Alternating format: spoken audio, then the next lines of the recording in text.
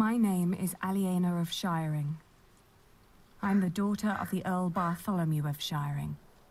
At least, I used to be, before my father was arrested for conspiring against the king. And a man I had once refused to marry took control of everything my family had ever owned, including ourselves.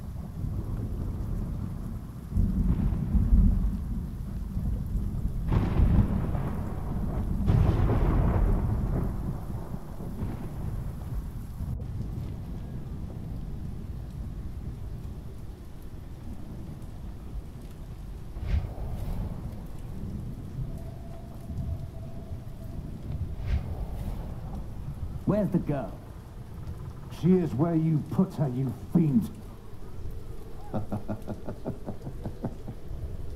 Once the king finds out...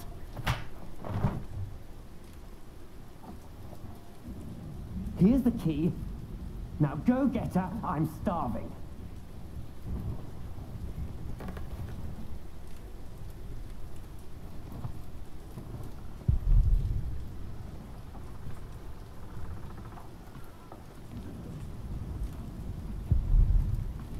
Why am I fooling myself? There is nothing left.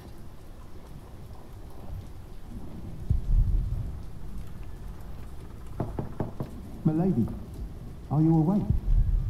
William Hammerly is back. He wants to see you.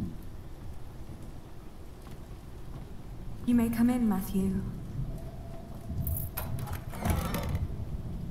Dear God! Did he hit you? Well, I suppose he's getting more daring now that his father is about to see the king. This is taking too long. Go get them. Right. Milady, I must ask you, do not provoke him. Not yet. Not until you're properly armed. How is Richard? They treat him like a dog. I gave him a cloak so he wouldn't have to freeze through that storm. There are weapons hidden in the yard. Near the gate, look for a red piece of cloth. Get down here, and no talking. And don't cause any trouble. I just cleaned my sword.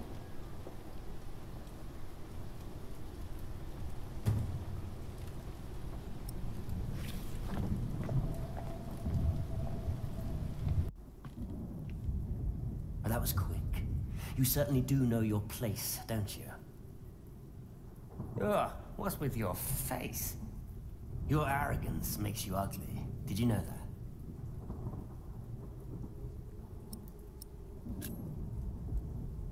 You reap what you sow. Oh, there are a few things I would like to sow with you. She didn't mean it. Your father will be the new Earl soon. This castle will be yours. There's no need to keep the lady and her brother hostage. It's all right. I can speak for myself. Oi, Walter.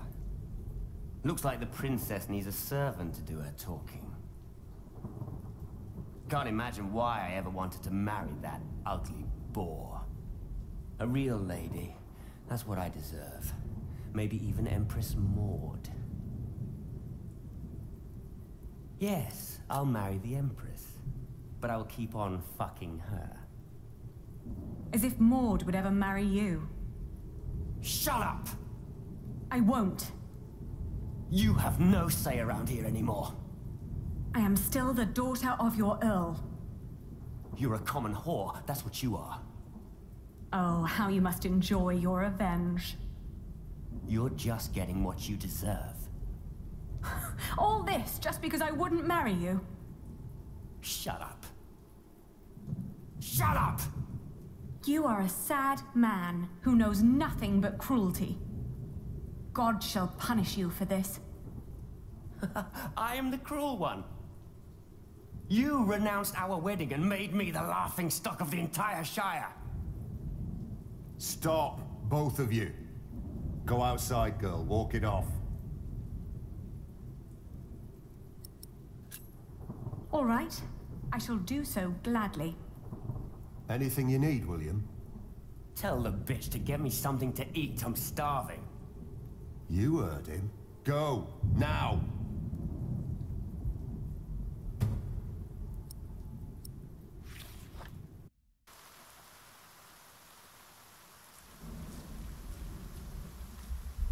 I always told you your stubbornness would be your end.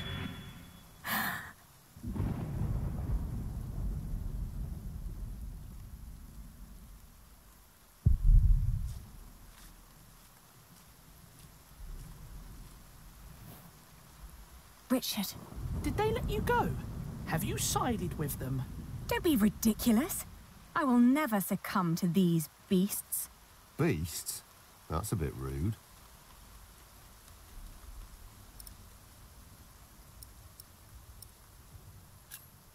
It won't be long. I will get us out. Getting us out won't be enough. We need to reclaim the castle. You can't be that stupid. They have to pay, Ali. Even King Stephen. King Stephen may not be aware of this. He needs to know the truth about these people. Trust me, Ali. I have a plan.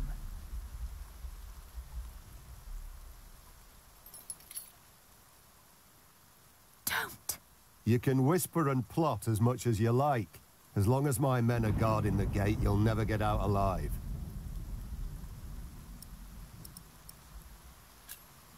Don't do anything stupid. I won't. Have you seen my red scarf? Is that all you worry about? I think Matthew had it last. He said he lost it somewhere. Then ask him. I'm busy trying to come up with a plan. You really haven't seen my scarf? Ali, drop the nonsense. This is serious. How are you managing? I'd be managing a lot better if you gave me a sword. Did he say something funny? That boy with a sword. Look at his back. He can barely lift his own head.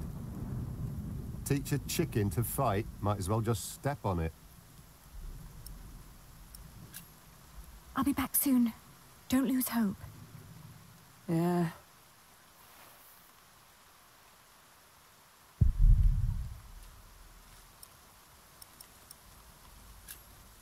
You do a lot for him. Tending to his horse, watching his prisoners. What do they pay you? Why do you keep asking me that? I might be able to pay you more. Right. Tell us. How much do you want? Maybe I don't do this just for the money. I don't believe you. What else should you gain from being cruel? An apprentice.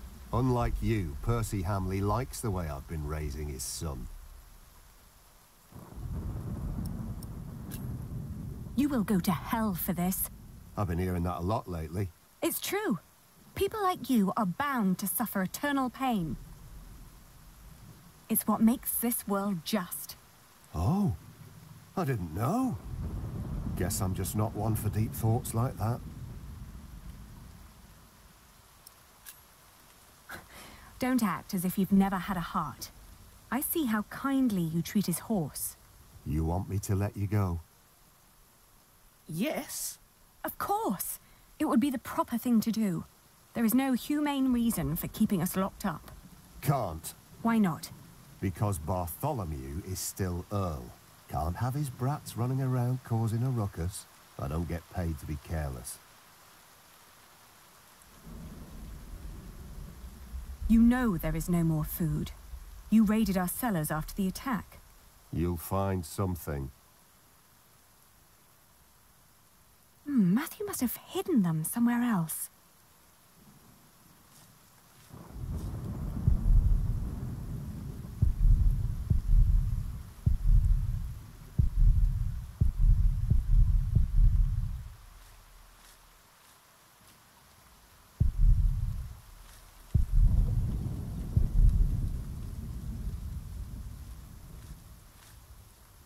Flemish, here, girl. Don't you recognize me? Ah, good girl. It must be hard to catch my scent in this rain.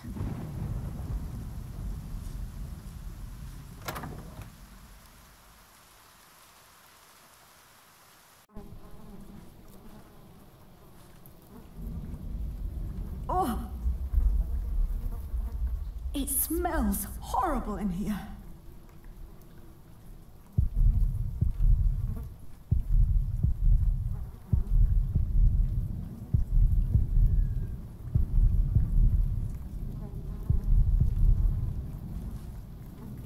Mealworms.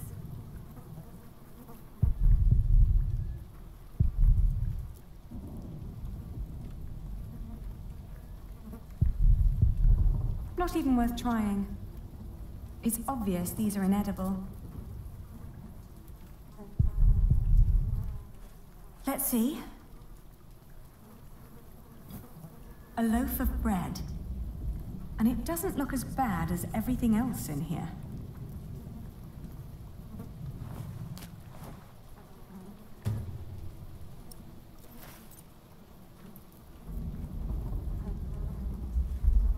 I'm not putting my hand in there. Disgusting.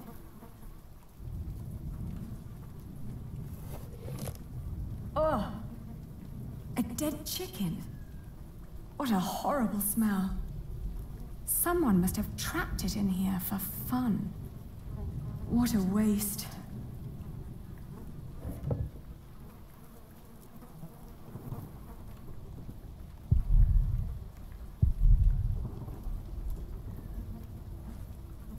These are all rotten.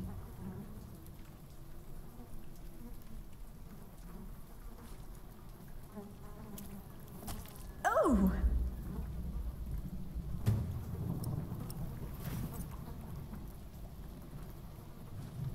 Not even worth trying.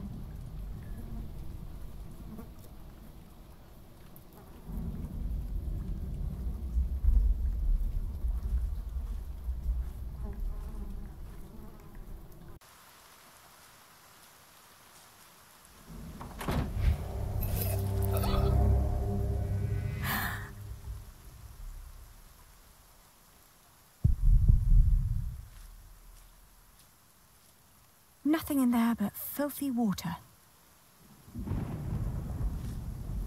The storeroom is to your left, not down the yard.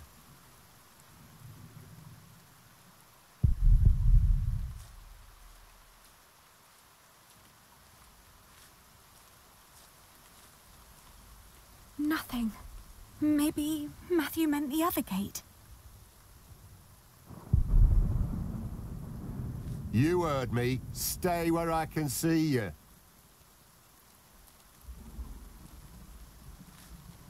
Nothing. Maybe Matthew meant the other gate.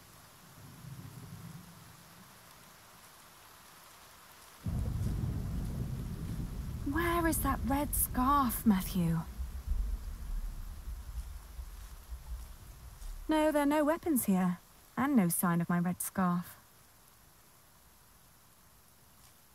Nothing in there but filthy water.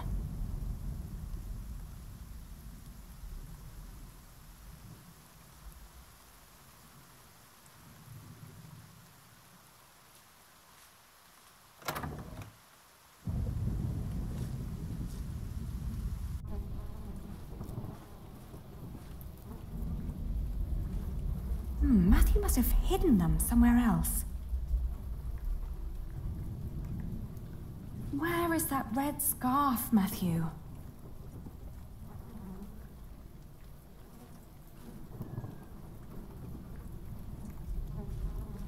No, there are no weapons here, and no sign of my red scarf.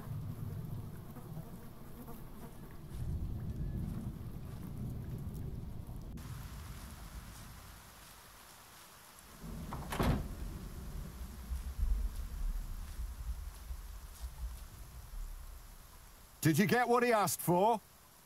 Yes. Good. Don't waste his time then.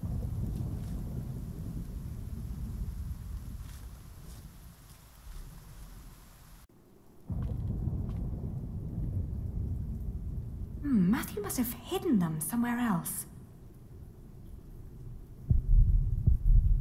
Matthew. He's all right. Now get some food, will you?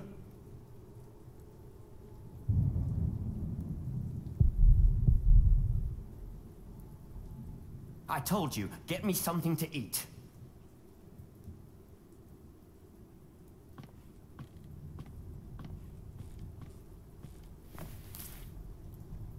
Your food. Ah! What is this?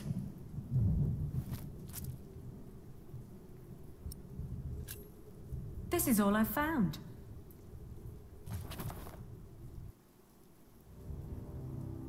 You really think you can play your silly games with me? I am still the daughter of the Earl, and by the law of the King, you are my subject. Oh my. Forget what I said about your arrogance. It actually makes you quite pretty. Huh? In the name of my father, you will die for this! Master Richard, don't!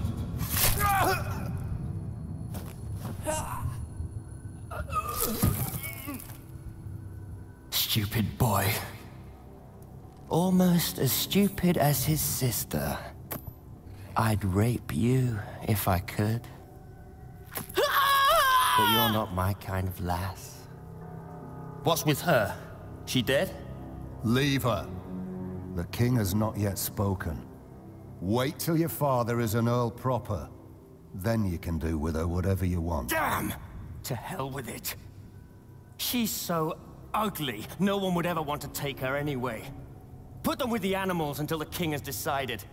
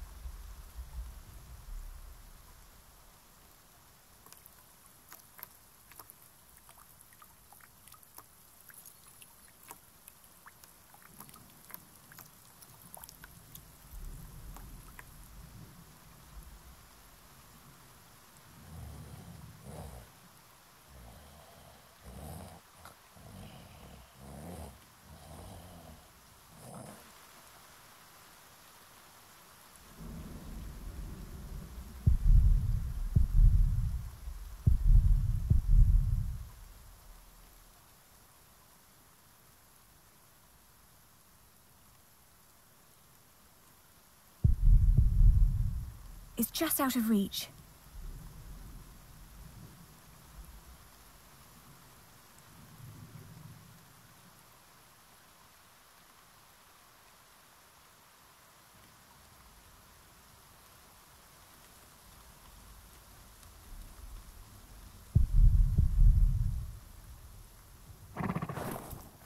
It's too high. I'm chained to a post. I can't reach it. If only it was closer.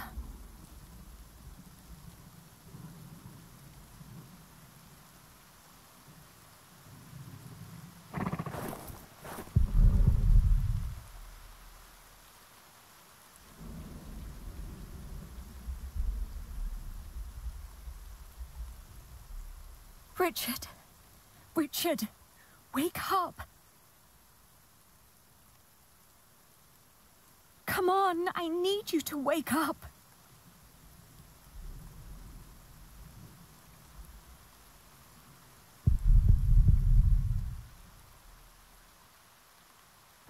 Hey!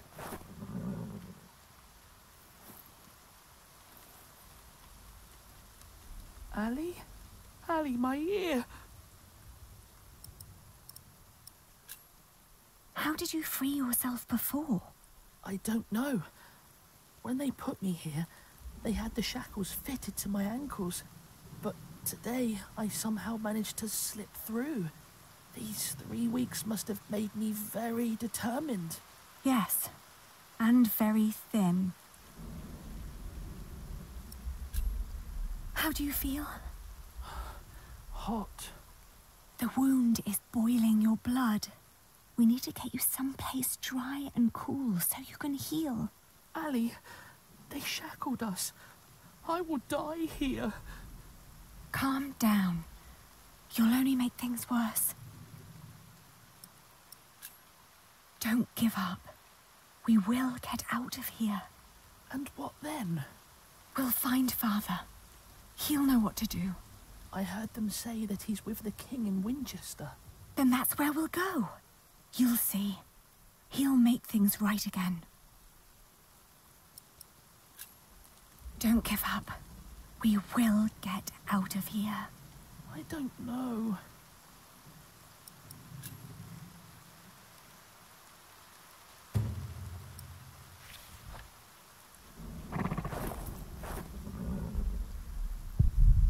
It's just out of reach.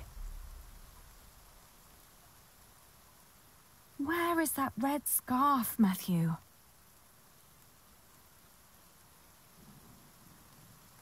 Richard. What were you thinking, charging William like that? I had to protect you.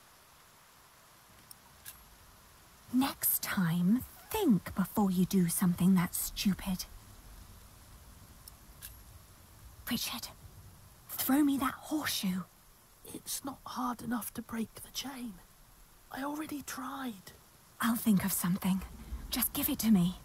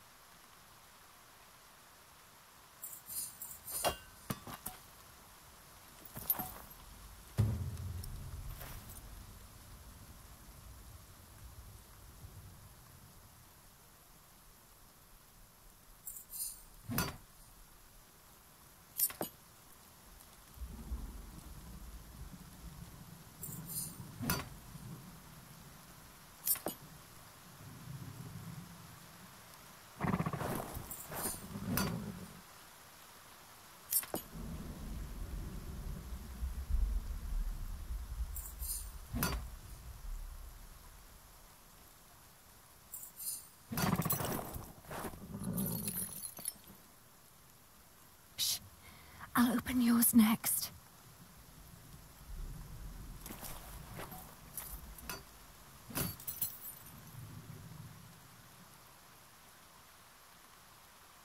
Can you stand?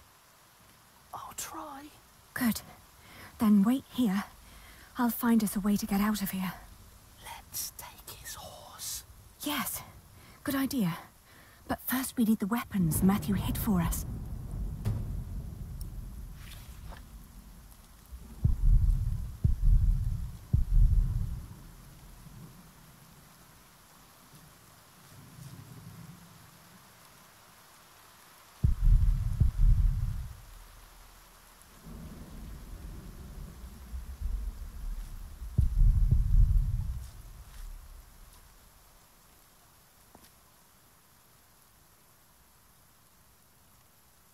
I have to say, that battle was a bit short for my taste.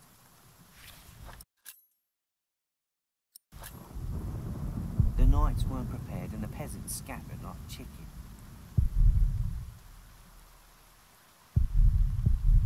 What I wouldn't do for a good kill right now. I found it. Matthew's piece of cloth.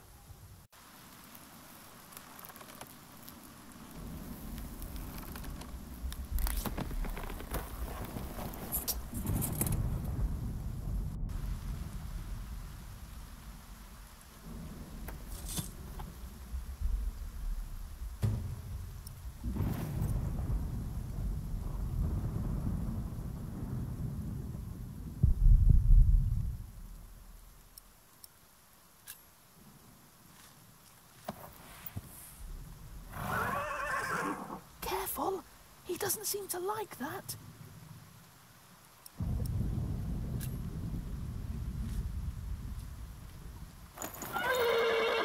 Whoa, easy. Easy now. What are you doing? The horse nearly woke the guard. The knot is too tight.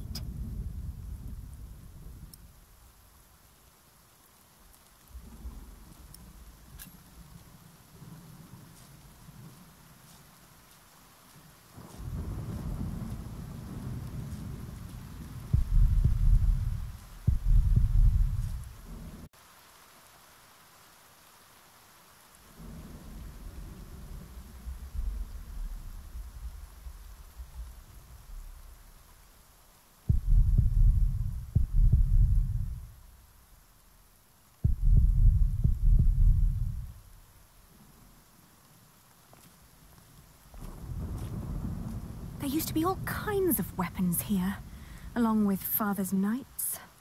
Now there is nothing.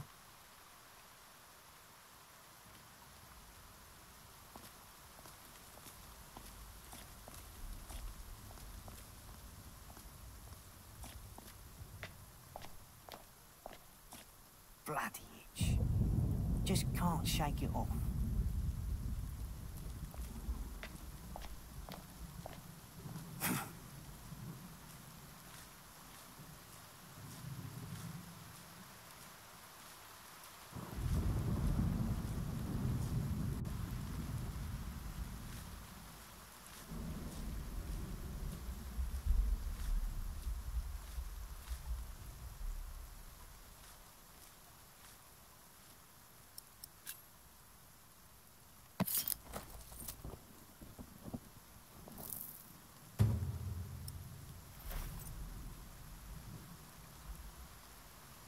Here, eat this.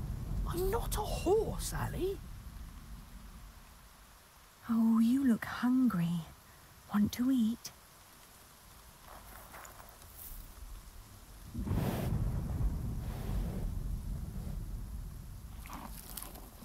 It's calm now. Try to mount it, Richard. But where do we go? To Winchester, of course. We need to find Father and talk to the king. They must find out what's happening here. Now climb on. It won't eat forever.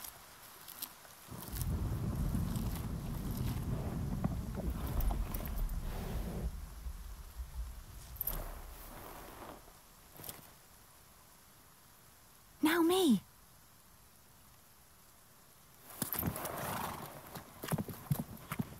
Oi! You there! Stop! Cut 'em off!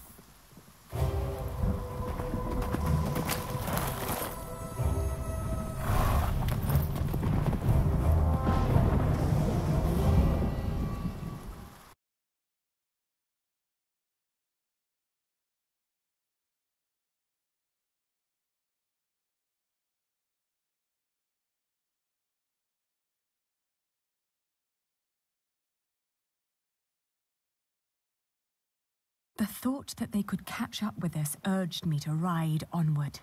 It rained relentlessly. After a while, Richard's moaning got weaker, but I did not dare look back, for I feared to see William Hamley right at our heels. I forced the horse to go faster, hoping that my brother would not succumb to his wounds.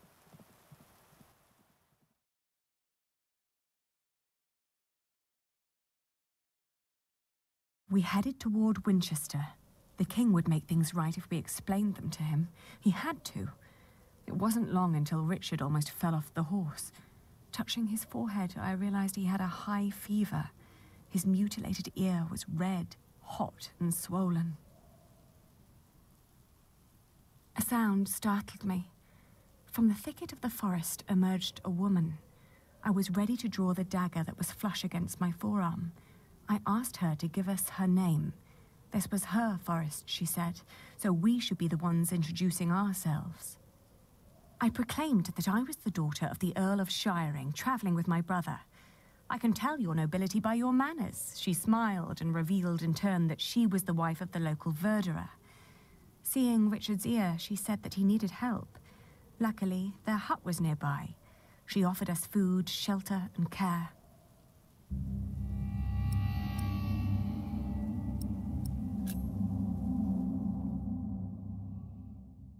We followed her to the hut. It was further than she had led us to believe. There, I helped my brother off the horse and let the woman take the horse's reins. The hut was rather barren, with few furnishings. It was almost as cold as outside, and there was no sign of her husband. Richard dropped onto one of the creaky stools. The woman lit a fire, which came alive with a crackle and gave out a warming glow.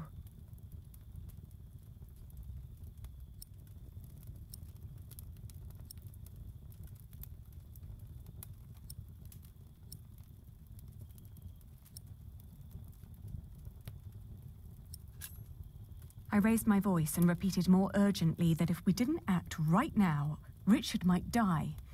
At my words, the woman seemed to wake up from her absent-mindedness. She nodded towards the fire. There was a sound outside, but she distracted my attention by turning to Richard. She started to explain that to close a wound, one must gently press a hot piece of metal against the flesh. This will stop demons and bad smells from entering the body. The woman's eyes kept darting to the door, so I turned my head to see what it was she was looking for. The moment after I'd turned my head, my own knife was pointing at my face. She'd noticed the dagger in my sleeve and had yanked it out before I knew what was happening. She apologized. It's a tough world, and it's eat or be eaten. There was another noise outside. "He's here," she said. I waited for the moment her eyes were on the door again, then I dashed towards Richard, but a hand grabbed my wrist. It was too big and rough to be hers. The man threw me aside and I landed hard on the floor. My head spun. He examined us and our weapons and broke into laughter. He stepped closer to reach for Richard's sword, but his wife interrupted. "We can't sell that. Everyone would know who that sword belonged to." The man grunted in agreement and turned to leave. Before she followed him, she dropped my dagger. "Burn out your brother's wound with this," she said, and disappeared. We heard the whinnying of William's horse and the stomping of hooves from outside. We stood, frozen, until Richard told me to go and have a look. As I did, the outlaws were long on their way, and our mount with them. The hut probably hadn't belonged to them in the first place, but at least it meant a roof over our heads for the night. The fire was still burning.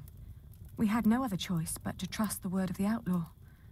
The heated dagger trembled in my hands. "Do it, Ali, I can take it." Richard tried to sound brave. A horrible hissing sound and the smell of burnt flesh filled the hut when the blade touched his ear. But it seemed to work. For a few hours I guarded the door while Richard slept, but soon I fell asleep too.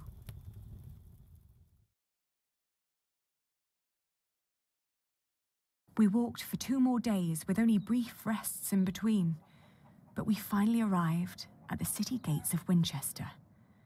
Richard was weak, but at least we were still together, and we were sure that together we would find a way to escape this nightmare.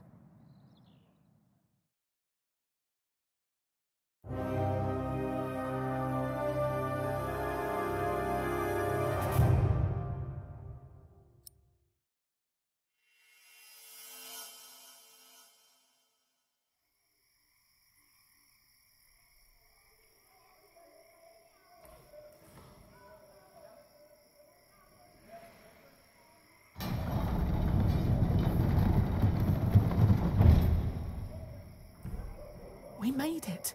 They can't harm us anymore, can they? After all, there are laws in place to protect us here, right? I think so, but we shouldn't risk finding out. Then let's go. Where are you going? To our townhouse, of course.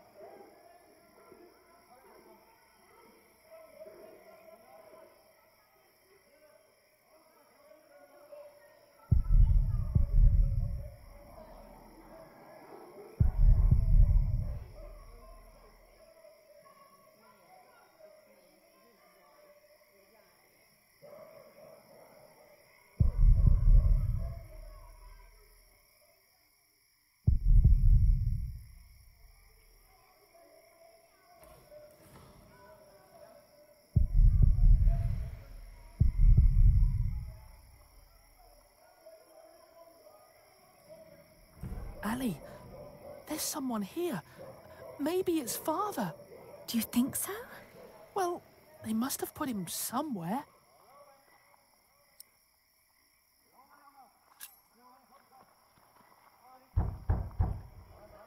Who is it? It's Percy Hamley. Hide! What?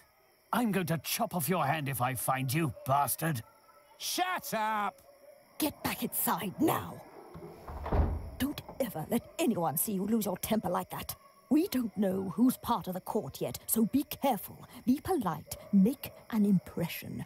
They all need to see you dance with the king every day until he's made you an earl. I saved him from Bartholomew's rebellion. Shouldn't that be enough? Give them a reason and they won't make you earl.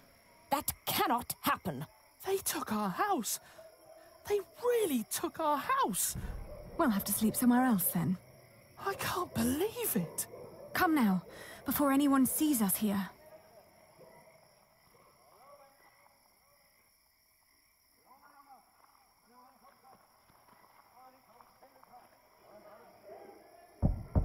Father, may we come in?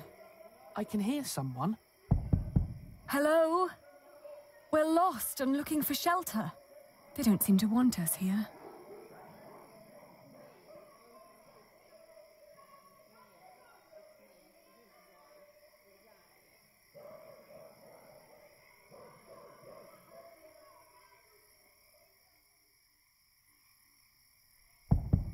It's so quiet. Shouldn't the monks be preparing evening mass soon?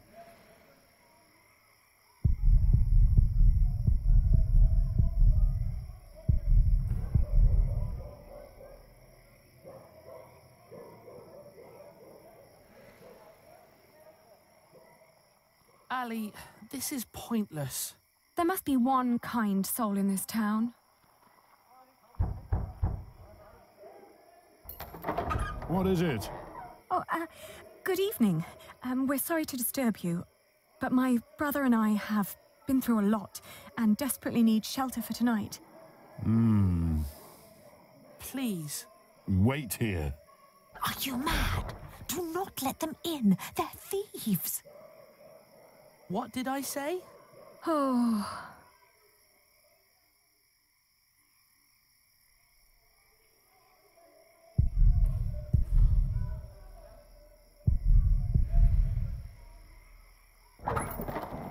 There's a warm corner in the back.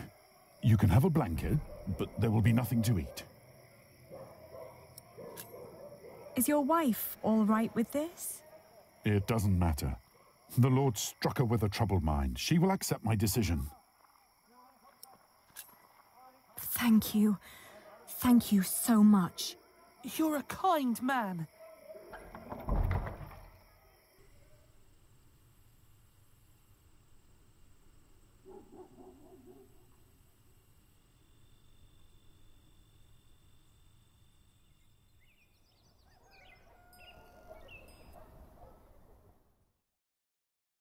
When I woke up that morning, I was alone.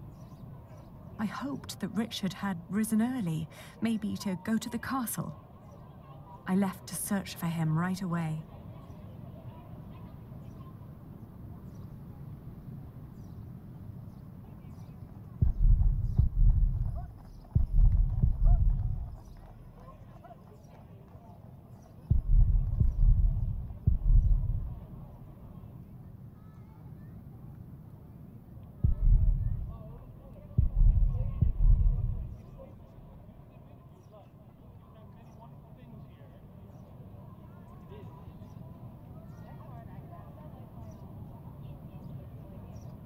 You heard me, now move along. Get out of my way, guard. Every citizen has the right to petition the king. But the poorer sort are generally not foolish enough to exercise that right. What are you saying? You're talking to the son of the Earl of Shiring. I'm his daughter. If you don't let us pass, we'll have you locked away and make you rot in a dungeon. Like your father, you mean? What? You know where he is? Of course. And you should too, if you're who you say you are. He's in the jail right here in the castle. How do we get there? Go left before the gate and cross the yard. You'll need to talk to the jailer, though. His name is Odo, and he's got deep pockets. Deep pockets? Well, you lower sort cannot expect any favors for nothing. Better get used to it if you want to survive. Now, clear the way. There are people who want to see the king.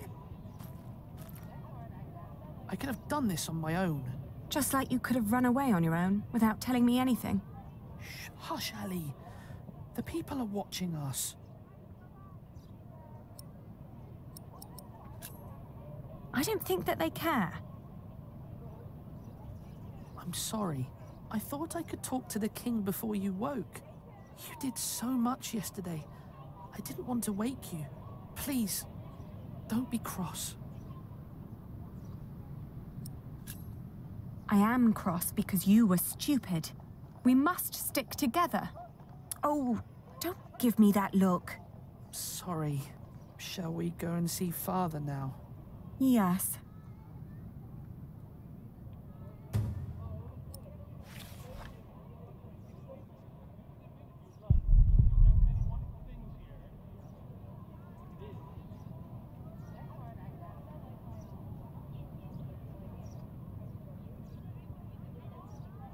On our way here, we had to stay at an inn.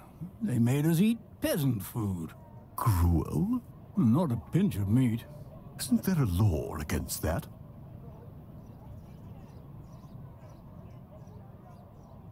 I know them. This is all such nonsense. Maud as queen. What was the old man thinking? I believe he just got too comfortable with King Henry. That old man had quite a bit of fight in him, I heard.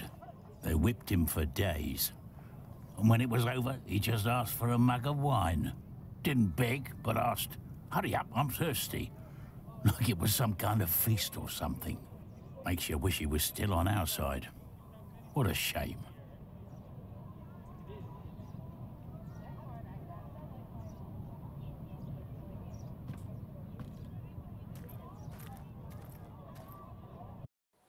Did you like what you saw, mistress?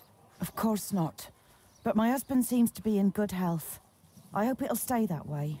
I hope so too, but, you know, nowadays good food is just so hard to come by. Oh, you're so kind. That'll help to keep him fed for a while, surely. Take good care of him. I'll be at the market. Will do. Good business, mistress. What are you staring at? Your ear. You should take better care of yourself.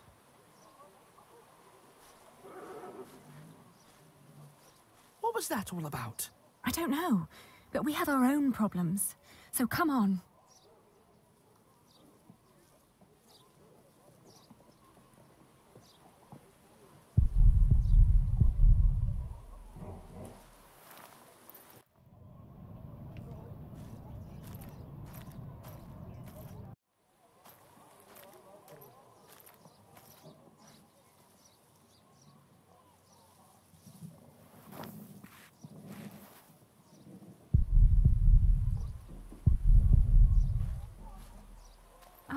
Are you the jailer?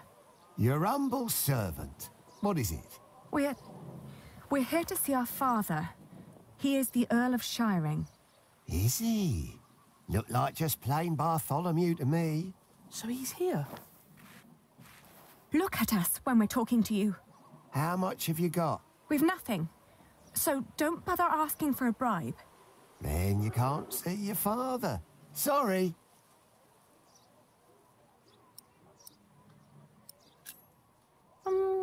Who was that woman? That'll be 2 pennies. What? Ah, gotcha. That's Meg. Her husband tried to trick a fellow merchant out of his purse. Wasn't good at it. Now he's lost everything.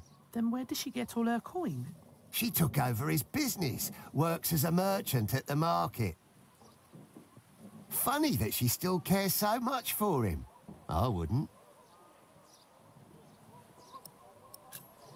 Please, let us see him now. Sorry, can't make an exception. Each time someone wants to see someone, they have to pay. That's the rules. But they're your rules. Right, but that doesn't make them any less rulesy, does it? Must have been dozens so far, each one slipping me a penny. If I let you in for free, the others might think I treated them unevenly, that I am an unjust man. Can't have them think that, can I? I'll get a penny, and I'll bring it to you as soon as I can. But won't you let us see him now, just for a few moments? Get the penny first. Shouldn't be too hard. One of you must be worth something. How is he? Just tell me that, please. Is he all right? No, he's not. He's dying. Now get out of here.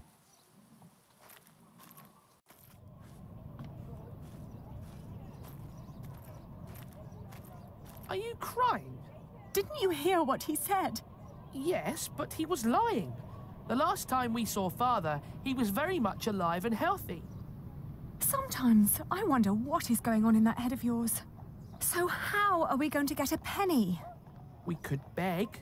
Beggars usually ask for food or clothes. I never heard of anyone giving them money. Well, how do people get money? The king gets money from taxes, lords have rents, priests have tithes, shopkeepers have something to sell, craftsmen get wages, and peasants don't need money because they have fields. Apprentices get wages too. So do labourers. We could work. But Ali, I can't work like a common man.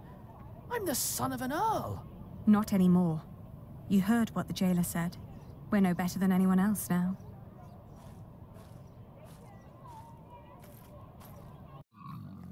You sure this is right? Don't patronise me, Meg. I just want to be certain. See? You've nothing to worry about. Your business will be in good hands. Let me see yesterday's list again. I could use a new pouch, but no. We just need to find out where to go. Oh, we can't afford it. 13... 15...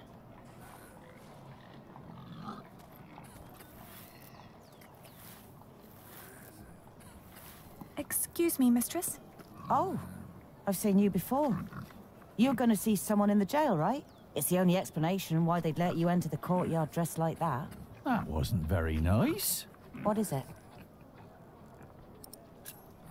The jailer refused to let us see our father unless we paid him. Could you offer us some work?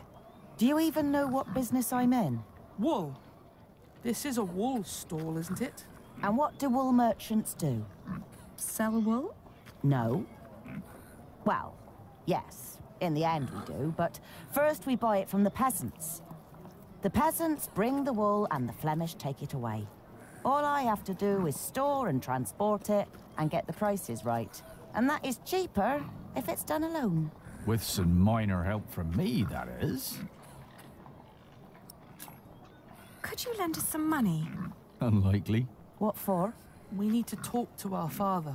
He's a prisoner in the castle's jail. And the jailer won't let us see him until we give him a penny.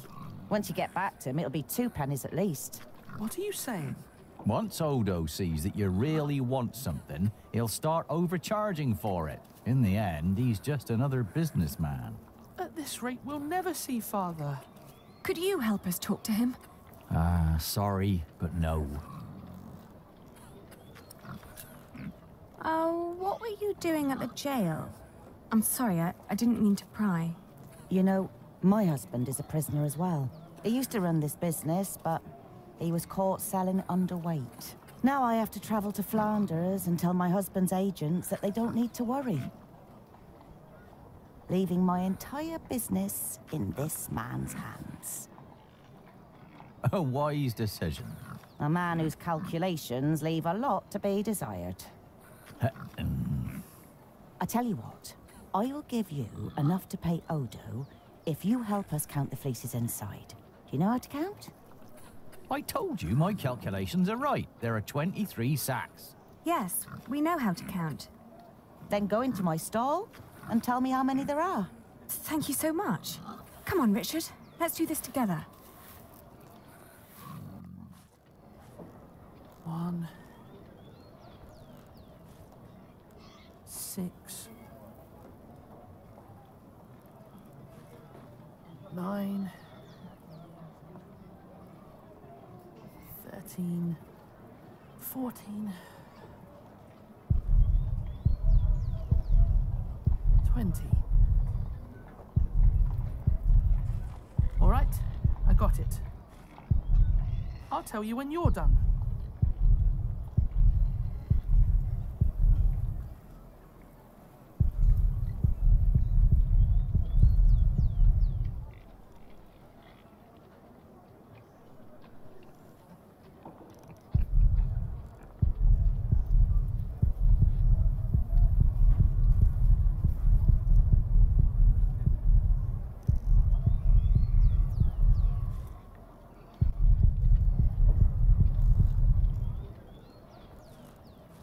How many have you got?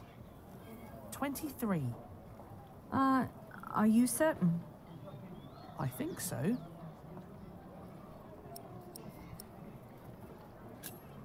Please, count again. What? Why? To make sure you were right the first time. Only if you do that too, Ali. I will. 1, 2, 8, 9,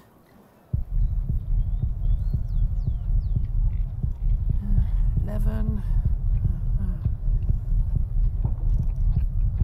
16. I'm done.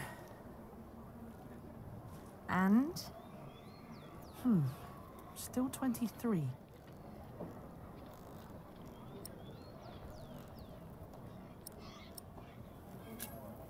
Please, count again. Oh.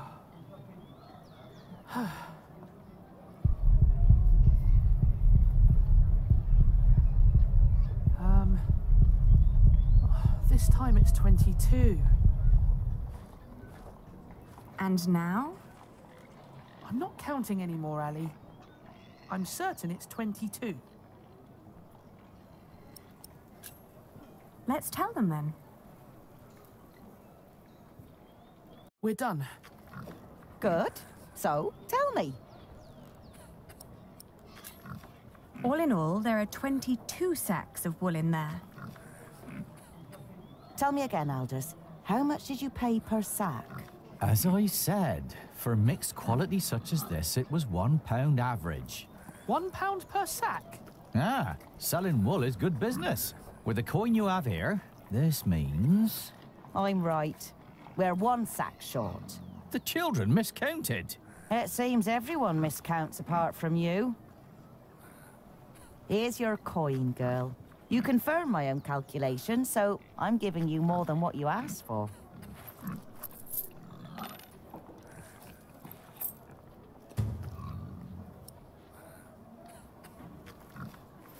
If you're smart, you'll find out what Odo wants more than money. Then he might not ask for so much. What would that be? Let's just say he likes to feel like a good person every once in a while. It makes him feel less like the monster his job has made him. Thank you. Yes, thank you very much. And good luck in Flanders. It'll be all right. You really gave them money? I can do with my coin whatever I like, unlike you. So don't follow my example. I won't.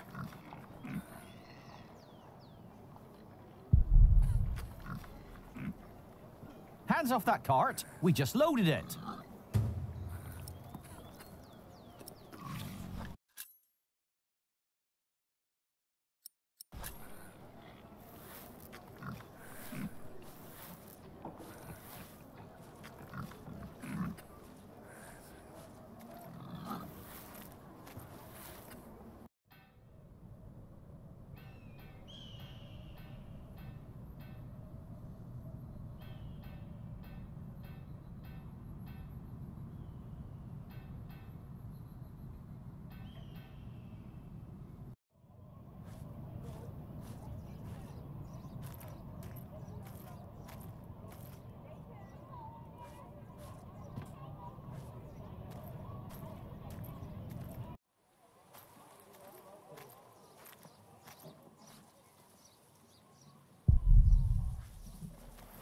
Hmm? Here. Well, that's one for you. It'll be 2 pence if your brother wants in as well. Are you mad?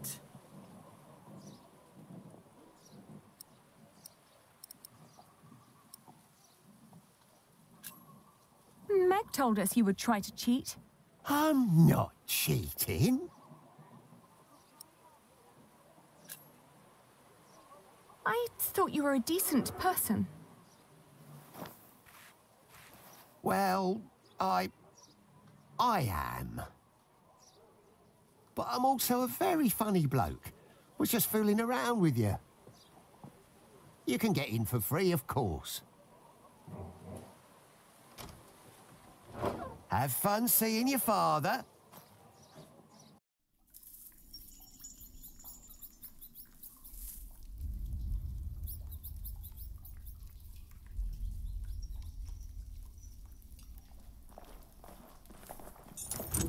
Who's there?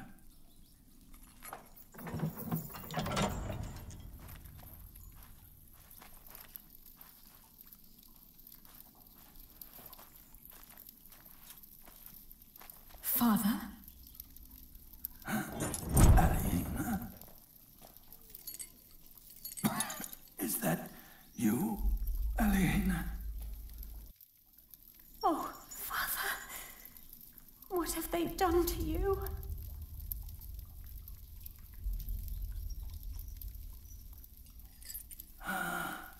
It is you. And is that tall young man my Richard? Yes, Father. You've grown. Have you got a beard yet? Only just. It's still very fair. Are you both well? How have you managed? Where have you been living?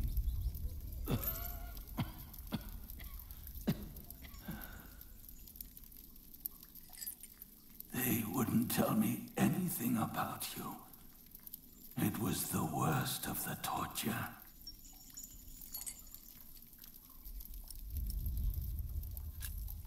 After they took you, we lost everything.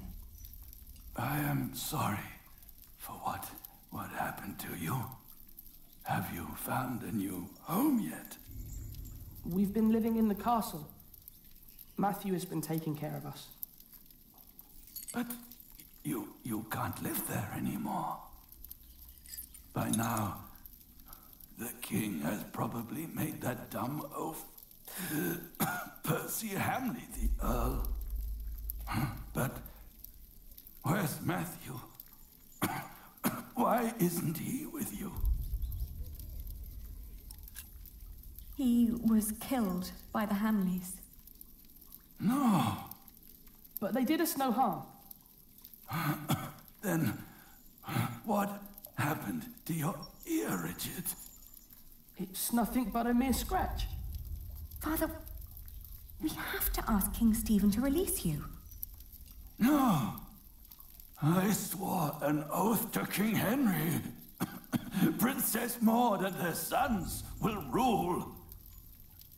I shall not swear allegiance to Stephen, and neither will you, even if the other barons did. Do you hear me? Yes, Father. Stephen is not our king, not mine, and not yours.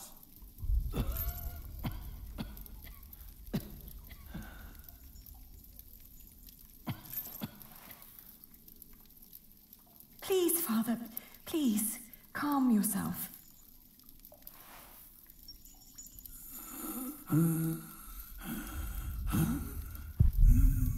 There's water here. Give Father some. How can they make him sleep here?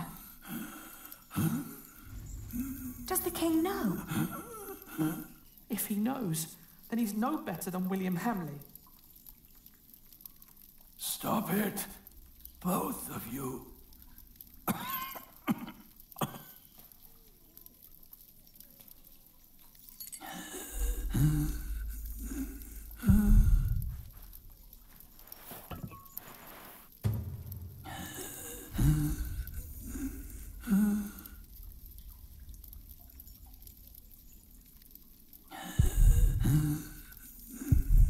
I need something to catch the water.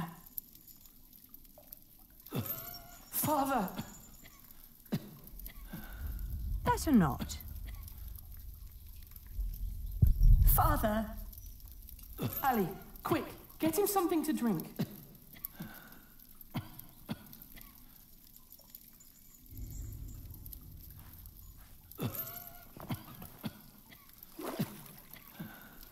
Come on, Ali.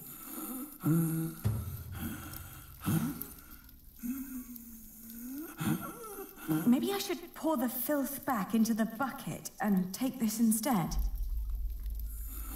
There must be something better.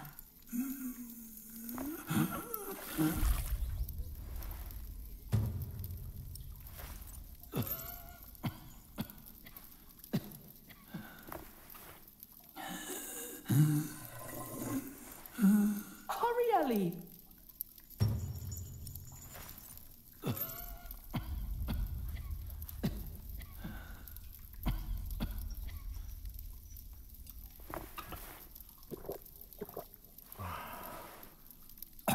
Thank you,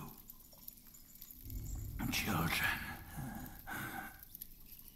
When the Hamlets brought me here, I hid 50 peasants on a belt under my shirt. I gave that belt to a priest. 50? What priest? I don't know his name. I gave him the belt and demanded that he keep it safe for you. He was near the west gate. First, we must get you freed. Father, this place is not well guarded while the king is away. With a few men, I believe I could break you out. Stop it, children. I forbid you. Your Aunt Edith lives in the village of Huntley, on the road to Gloucester.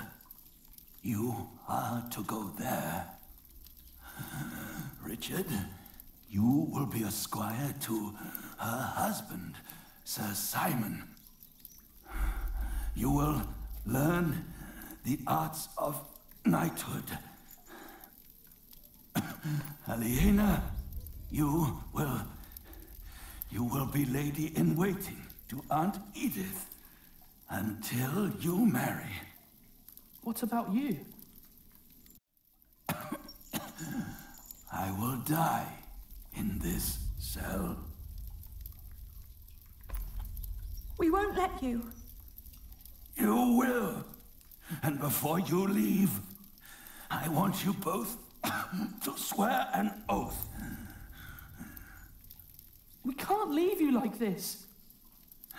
You can, and you will. Richard, pull out your sword. Now, put your hand on the hilt, my son. Swear by Almighty God and Jesus Christ and all the saints that you will not rest until you are Earl of Shiring and Lord of all the lands I ruled. I swear by Almighty God and Jesus Christ and all the saints that I will not rest until I am Earl of Shiring and Lord of all the lands you ruled. Now you, Aliena, swear by Almighty God and Jesus Christ and all the saints that you will take care of your brother Richard until he has fulfilled his vow.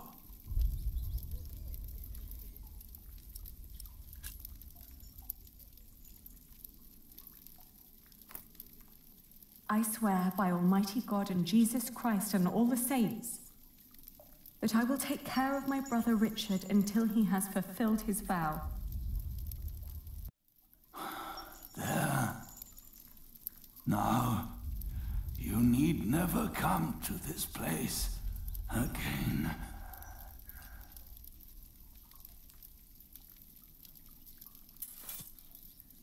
No, don't say that. You have promised to rebuild what we have lost. Today, I will confess my sins. Pray for my soul.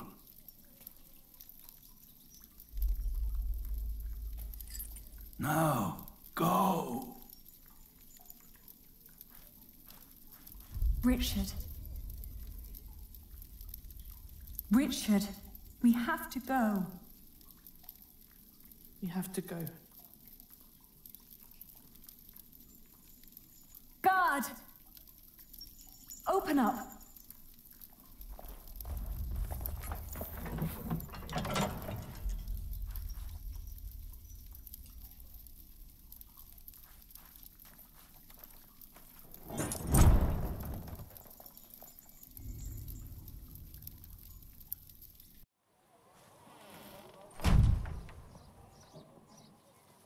No.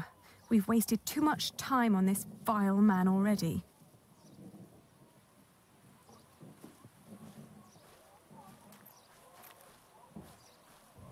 Percy Hanley. Bishop Wailoran. Good morning. Ali! It's them! Over there! The Hamleys! Again, thank you for your assistance in Kingsbridge, my son. We have to thank you. Without you, we wouldn't be here today. Right, Mother? Of course. Well, don't just stand there. Walk out with me, but very calmly. We can't let them see us. Oh, children, pardon me.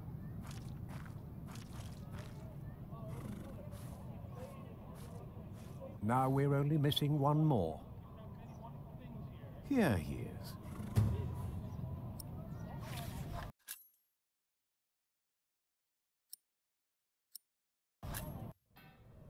Ali! Ali! Those horrid people are about to talk to the king. We knew that they would, didn't we? Yes, we did. Father was right.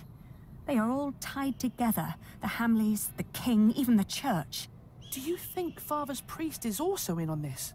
Well, we'll have to find him first. Then we'll know.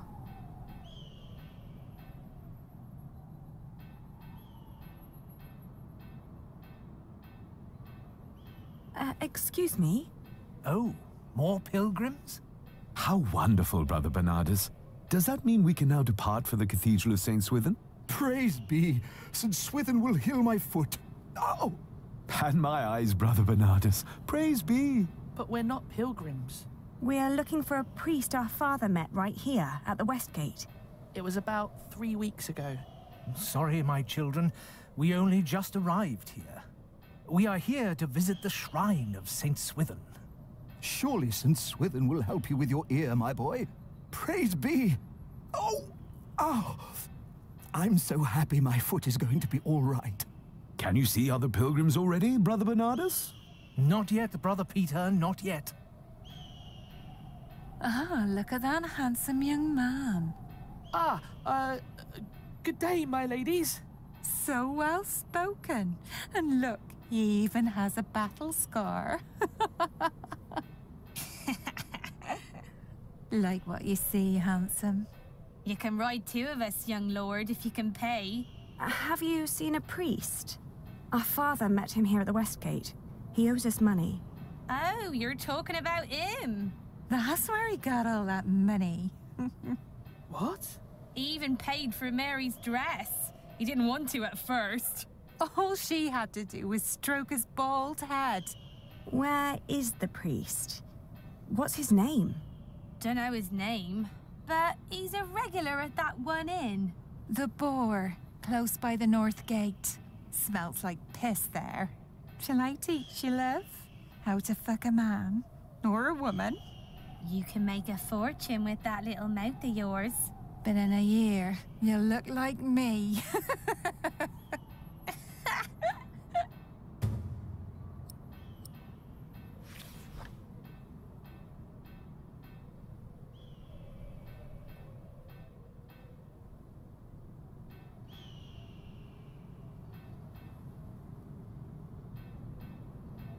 This is the place, but it looks closed. Excuse me? We're looking for a priest who stole our money. Word is, he comes to this place regularly. A priest? Sorry, dear children, I don't seem to be able to recall anyone who fits that description. But that little stable boy might know. He knows everyone who comes and goes. Oh, where can we find him? When he's not working at the Boar, he's doing small chores round town. He's always busy, the little chap. Wears a green cap. It's adorable, I tell you.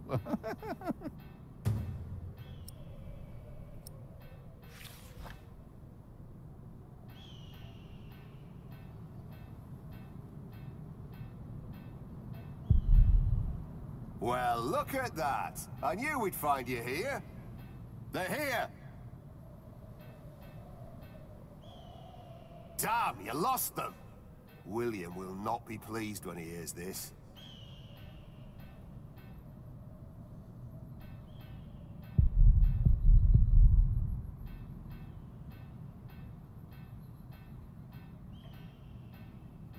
That's what you get when you work with half-wits. How am I supposed to move this barrel if it's twice as heavy as me? Let me help. Very impressive. Thank you for that. I'm always telling them, if you want me to restock your kitchen, don't let them cram the barrels to the brim. So, what was it you wanted to know? Do you know a monk who frequents the Boar a lot? The Boar? I used to work there. The Boar, the Lazy Mare, and 2 private kitchens. You're talking about Father Ralph. Thought the women had sucked him dry, but he always comes back with more money. But he only spends it on beer and ladies. Never has a tip for me. Where can we find him? He's a priest at St. Michael. One of them churches round here. Which one is it? It's close to the East Gate, but don't look for him inside. He likes to light around in his back alley. Oh, thank you. You've been very helpful. Pleasure. See you around.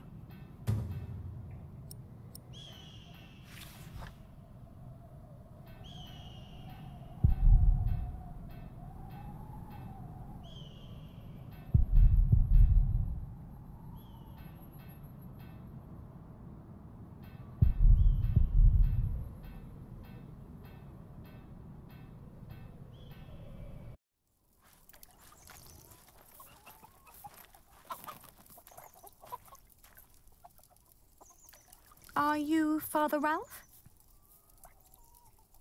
What if I am? Does that mean yes? I guess so. He's the only monk around.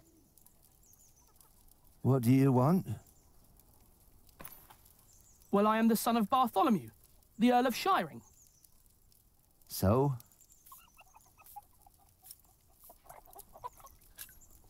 Our father gave you money for safekeeping.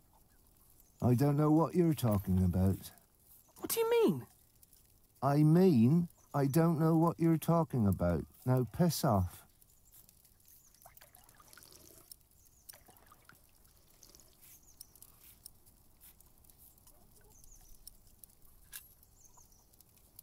Give us our money, monk. If you don't shut up, I'll get a stick and teach you some respect. Don't you dare. So you're saying there's no money? Right. But my father said... Your father lied, then. We should talk to the sheriff. It'll be my word against the word of a jailed traitor. And now give me some peace. I'm hungry. He's right, isn't he?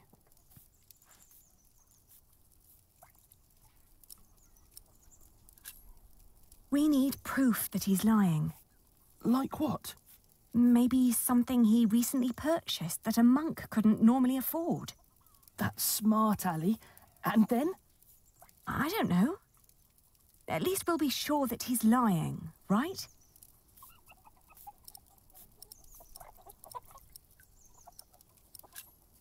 Maybe if we expose him, he'll give in. Are you sure? No, but you can see the guilt eating at him already. Keep an eye on him. I'll have a look around.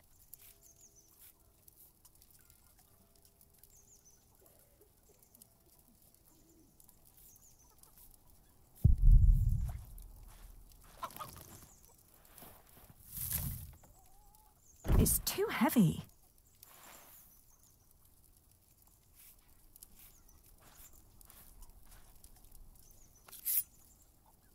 I'll call the sheriff.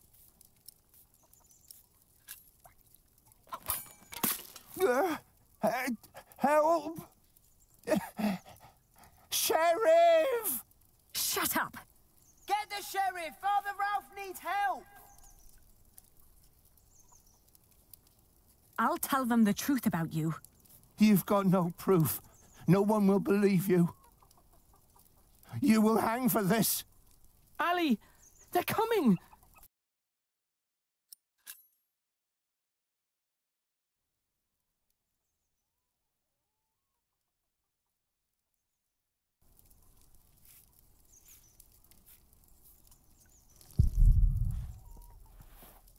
Ah, I've been freezing all day.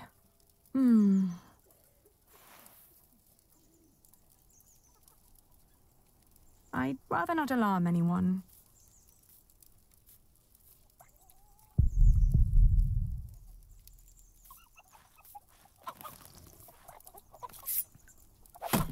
Hey! Oh, is this yours? Oh, I didn't think a poor monk could afford something like this.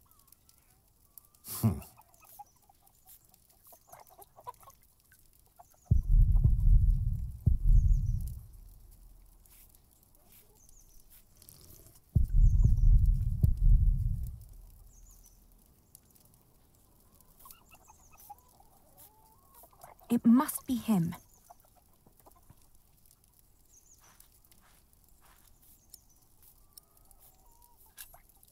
You're about to commit a great sin. If we don't get that money, we'll starve. Start begging for alms, then. You may not know it, but a lot of people live that way. They cut off the hands of thieves in this city.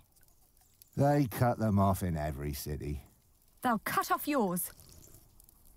You have no proof.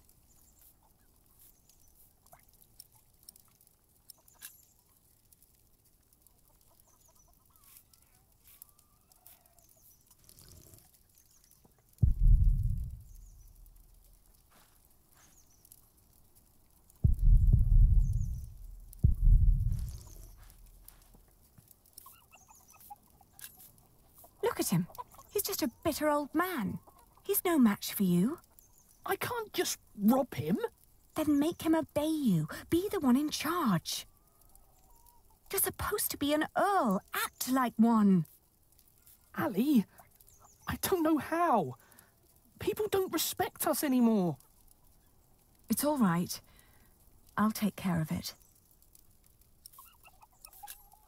He has to fear us. But we're just children. Why would he?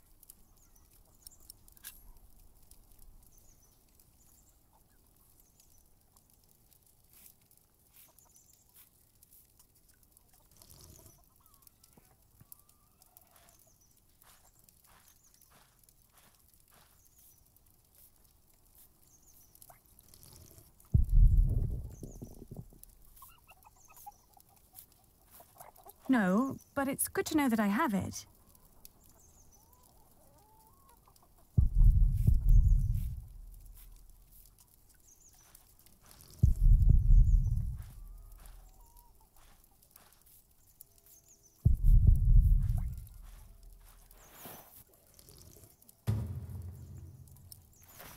Richard, I found it! Oh no! He took all the money. What now?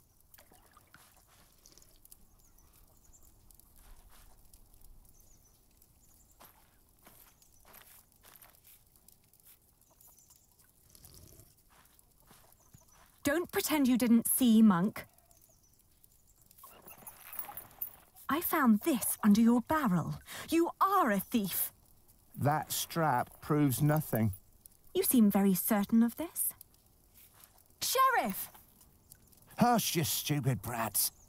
The sheriff is a bastard. He'll take everything for himself. But first, he'll take your hands. Sheriff or no sheriff, you won't get your money. Ali, this isn't going anywhere. Well, at least we know now that he won't call for help. Give us the money. It belonged to a traitor to the crown. By giving it to me, he paid his debt to God. We will make you pay, you monster. You wouldn't hurt a man of the church.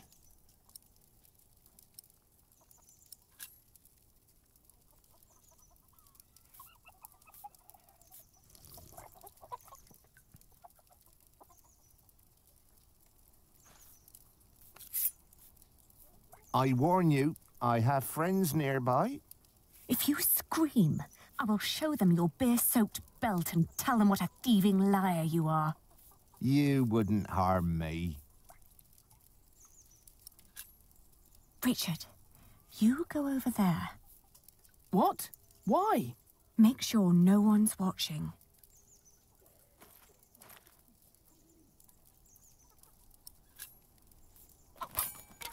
Hey!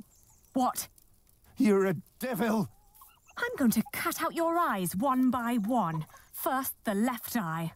No! Oh, please don't! Where's the money? Here, I got it on me.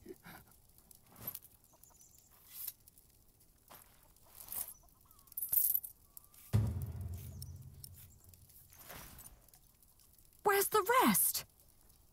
Gone. Gone where? I spent it. Let's take what we've got and go. All right. I may come back one day, and then I'll collect what you owe us.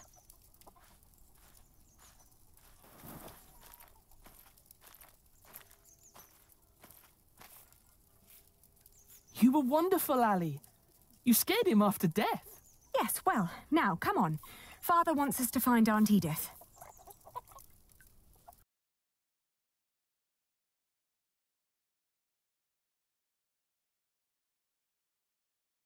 On the road to Gloucester, my feet started to bleed. I remembered a cobbler who lived nearby in the town of Hastead who could sell us some boots. But taking the detour would cost us both money and time.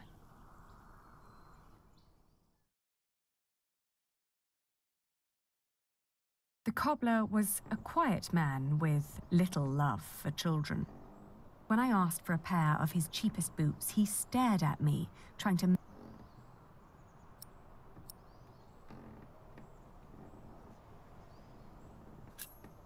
The cobbler surveyed us once more.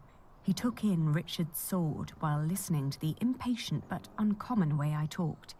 In the end, he held up the boots he'd been working on, unfinished, rough and frayed, then suggested a figure that was lower but still overpriced.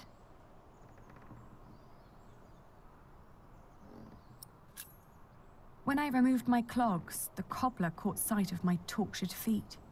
He motioned me to hold on, then returned from his hut with a long shred of dirty cloth.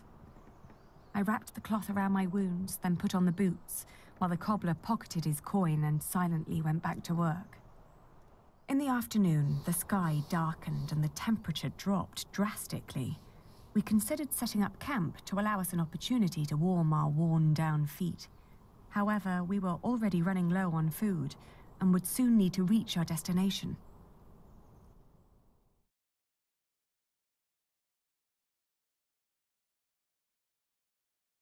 Richard had been silent for a while when I offered him our last piece of bread. Uncle Simon will make you a knight, I said. But wouldn't I have to fight for King Stephen then? He answered, taking a bite out of the dry crust. I watched him for a while, then turned away, wondering how difficult our lives had become and how infinitely more complicated.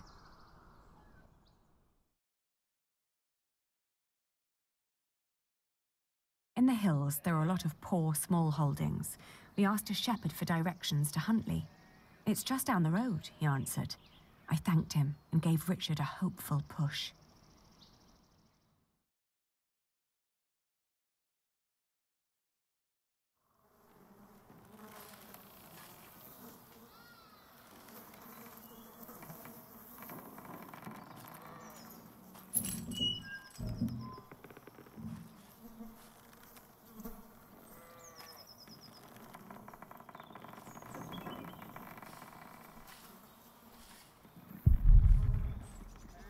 It's all burned and rotting.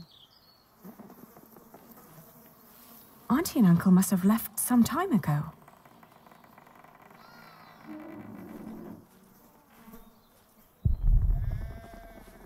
Maybe they built their new home nearby. A proper one made of stone.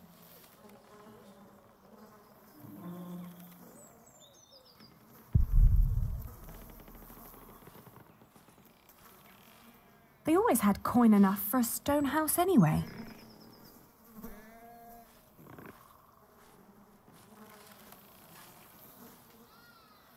Maybe this isn't even the right house. It is. How would you know? It's been a long time since we came here with Father. These houses all look alike. Shut up, Hallie, please. They're gone. Probably killed. Whatever happened to them? We will never find out. It's over. There's no place for us to go.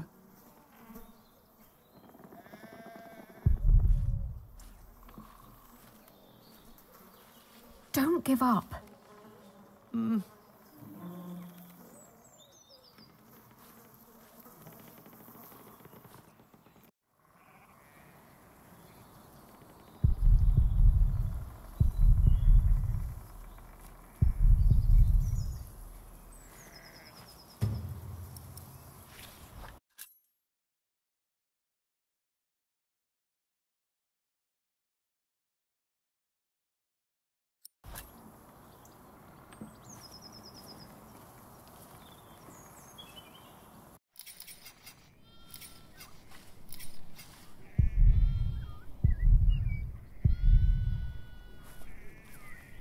Oh, good day again.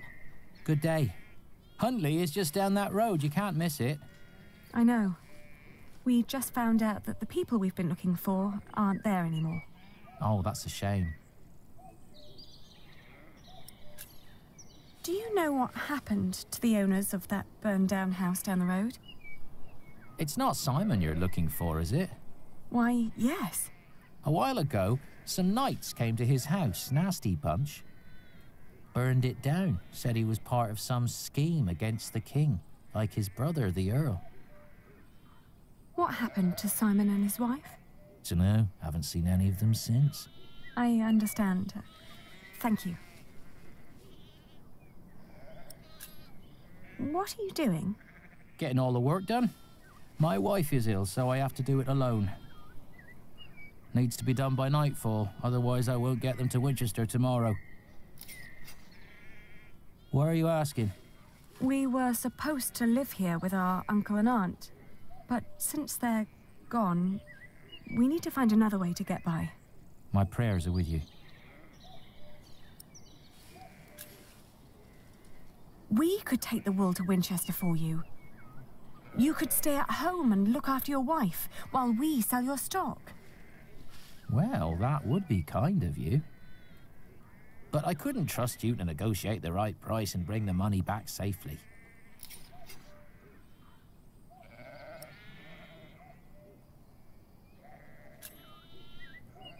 What if I bought the wool from you? You'd get the money right now and wouldn't have to go to market anymore. And whatever more we can negotiate will be the pay for our travels. Well, that's an interesting thought. But for that to work, you would need to buy my entire stock, and I doubt you have coin for that. Now let me get back to work. The sun will set soon. How much for one sack? Just name your price. £1.50.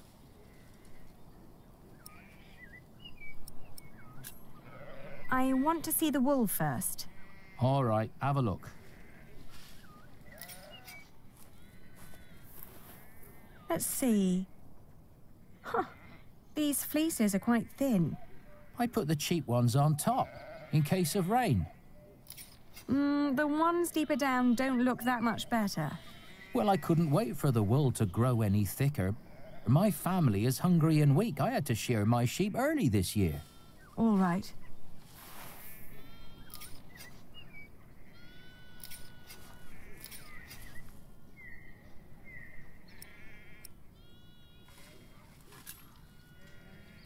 I can offer you £1.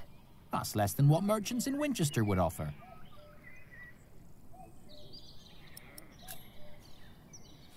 You can't expect me to pay as much as a merchant would. Why not? Look, I'm not only offering you money here, but also the chance to stay here with your wife.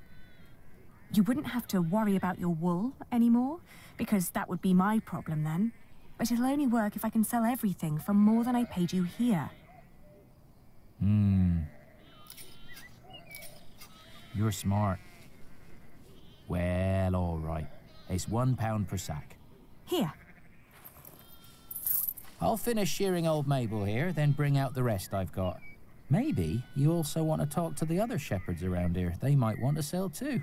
Ah, all right. Thank you. By the way, there's a man looking for you. He came by just shortly after you. I told him you went to Huntley. What man? Dunno. Brown scruffy hair, beard, black horse. Could be he rode right past you. That old hut is not easy to find.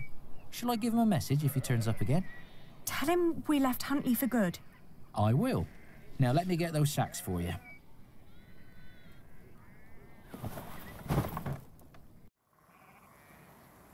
I wonder what Richard will think of this.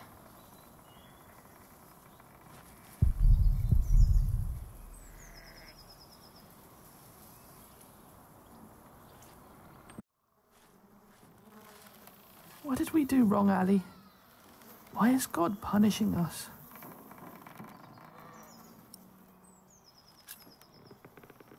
We will get through this. If we came this far, we'll get even further. We just need to stay strong and be patient. But there is nowhere for us to go. We're commoners now.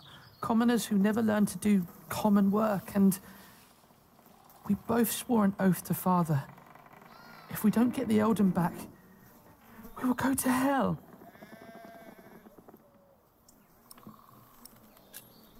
We could become wool merchants. What do we know about wool? We know from Meg that a lot of shepherds complain about their walk to Winchester. What if we did that for them? And what about me becoming a knight? Uncle Simon's not the only one who'd take you as a squire. If we collected enough money, we could pay another knight to teach you. It might work. Right? We've had some bad luck till now, but surely not everyone is a fiend. It'll take some time, but we should be able to gradually increase our income. All we need to do is have a lot of patience and pray to God. Ah! Richard! Lord Hamley caught me riding the horse you stole from him. He told me before I take you back, I can have some fun with you. Get away from him! Ah!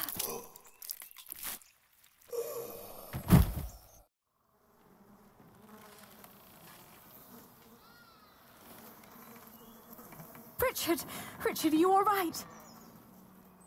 What happened? Oh, you're alive!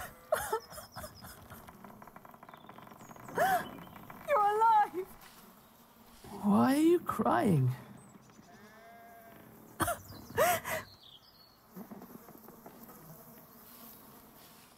Because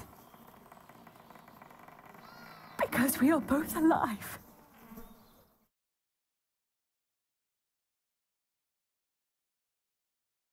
Looking back, we'd been lucky that his bones hadn't been broken, and that his ear had healed so quickly after we had burned out the wound.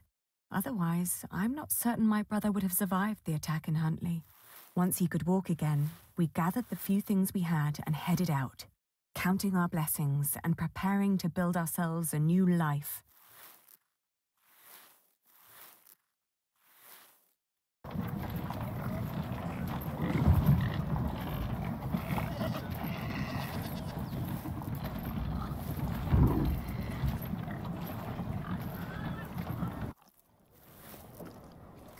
How's your wound doing?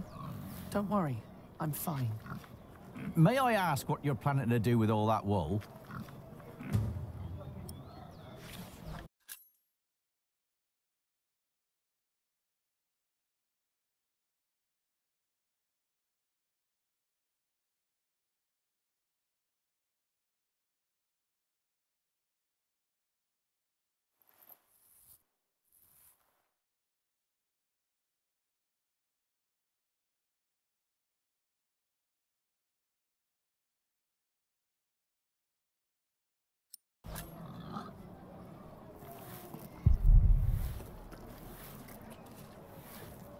Mind showing me a piece of your stock? I'd like to establish the quality before I make any promises.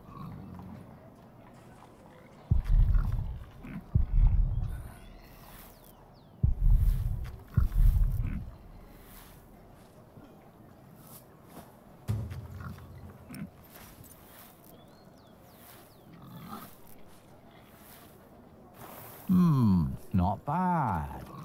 That's quite some wool you've brought along. I hope you're not planning to set up shop here too. Meg would kill me if I let you. We came to sell this wool to you, not to compete with you. It comes from the shepherds near Huntley. They gave it to me so they wouldn't have to come here themselves. I see. All right. I'll give you £1 per sack for this. What? Only £1? Ah, that's a fair price.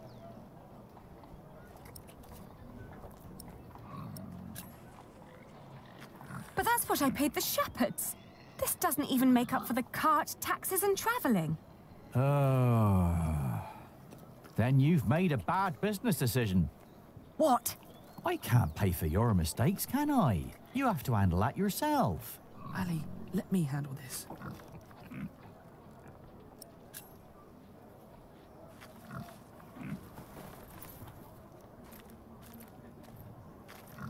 Your money would not only pay for the wool, but also fund our fight to reclaim our earldom. If you pay us more, I shall never forget that courtesy, and will greatly repay you once I'm back in charge of shiring. I may even allow you sole access to our own wool production. That's a lofty promise. And it would hardly cost you. So, you two are the son and daughter of the Earl of Shiring? We are. But you're just children. We will make a coin, and I will become a knight fighting for glory and honor until the king grants us back our noble inheritance. That may all be very well, but I can't pay you more than what I already offered. Then I'll prove that the wool's quality is worth the price. Just let me look at it once more.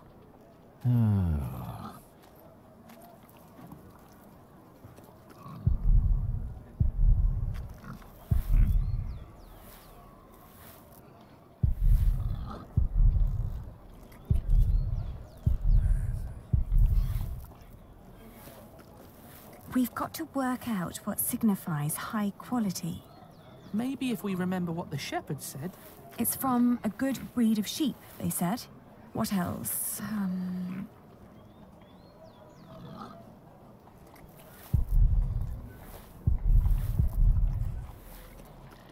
And other wool looked greasy, not ours.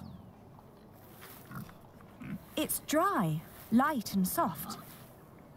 The wool is pretty strong, too. It holds together well. That's all I remember. Yeah, me too.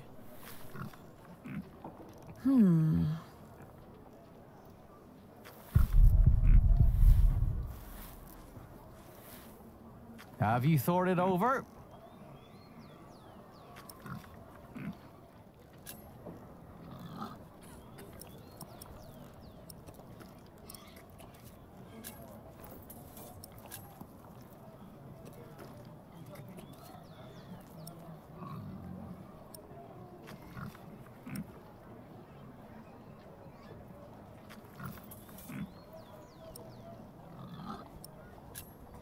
£2 per sack. Are you insane? That's a little too much. I'd hardly pay that much for a golden fleece.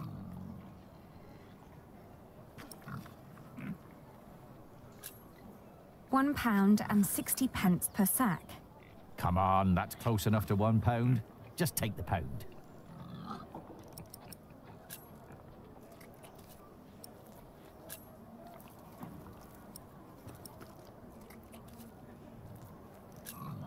In this weather, some cartloads of wool would arrive damp. I made sure that this is dry and undamaged. It's light and easy to transport. And customers are hesitant to buy wet wool. Some sheep produce brittle fibre, but this wool is strong. Its sheep had good, healthy lives. It's suitable for finer and durable fabrics. Wool is often full of grease and dirt. But this batch was scoured very thoroughly. It's very clean and soft. Even picky customers would be delighted. That is true. All right. What pricing did you have in mind?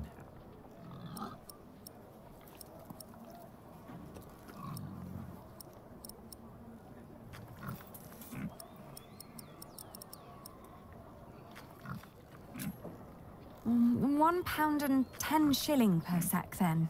I'll tell you what. I'll give you £1.25 for every sack. You've brought up some good arguments. Your wool is exquisite. Of course it is. But not a penny more, all right? Yes, agreed. £1.25 it is. Very good. Just so you know, if my mistress gets angry, I'll have you tell her the same things you told me. Thank you for your business. We've done it, Ali. We've earned 60p for each sack. That's 5 shilling. A whole crown. I know why Meg likes you, Aliena. You're just as ruthless as her. I must say, that was impressive. Can I help you? Forgive me, I didn't mean to barge in, but you are the Lady Aliena of Shiring, are you not? Yes, I am. And I'm Lord Richard, Earl Bartholomew's son. My name is Philip of Gwynedd. I am the Prior of Kingsbridge. Ah, I've heard of you. You helped a lot of people after the Hamleys attacked my father's castle. We only did what was right. I met your father.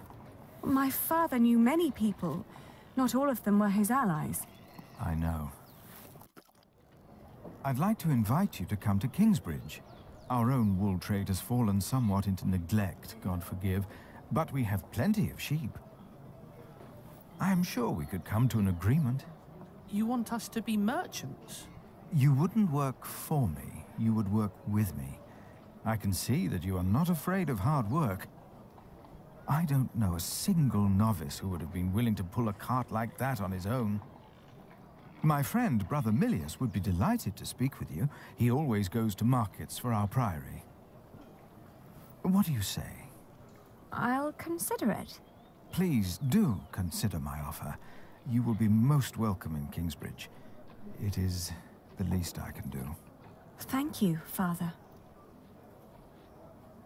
Not much later, I found a home in Kingsbridge. I remember when I got there, there was Jack.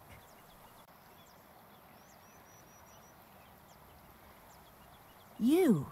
I remember you. You're the boy with no father. Actually, I have two fathers now. Is that so? Yes. Tom Builder and Jack Sherbug. And then the days just went by. Little did I know that the best and the worst was yet to come.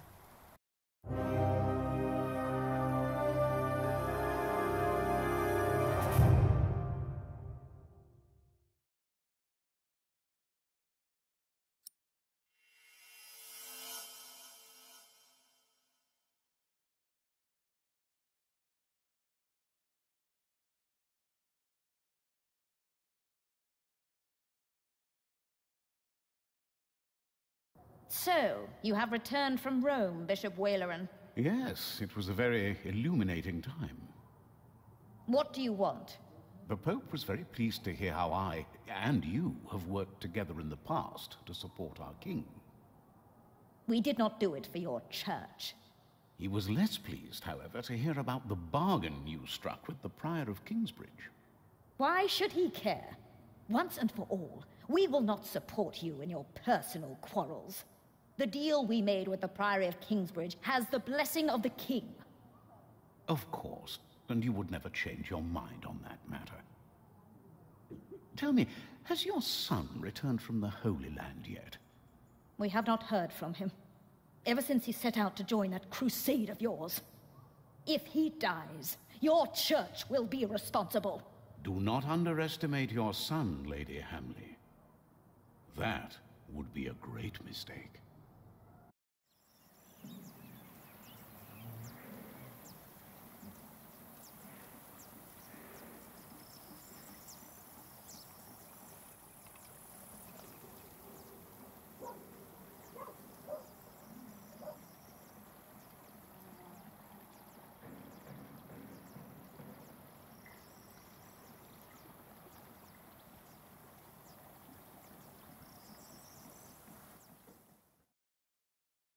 Not long now and you'll have a ceiling. Wonderful. Then we will no longer have to hold our services in the crypt. You could even begin to plan the paintings for the wooden ceiling and the walls. Why a wooden ceiling? So the whole thing goes up in flames again? Philip decided on that because it's cheaper. And these walls can only hold the weight of a wooden ceiling. I love you like a brother, Alfred, but the apprentice shouldn't have to tell the master craftsman things like that. Jack, for once, focus on your work and finish it. Just for once. Or you'll stay an apprentice for the rest of your life. Don't argue again. Alfred is right. This is a house of God.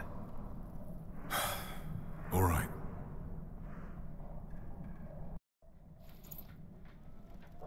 Now, where were we? You could start planning the paintings for the ceiling if you wish. Can we afford that at the moment? We are paying so many workers already. Father Philip, Tom Builder. Alfred. Ah, Aliena. How are you? I'll be moving my wool to Shiring today. The fleece fair starts tomorrow. Ah, I almost forgot. Milius and I have already arranged everything. We'd make much more of a profit if Percy Hamley had not raised the taxes this week. Again?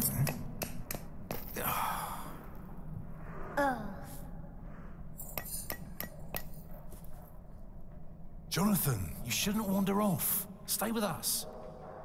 Tom is right. You hear?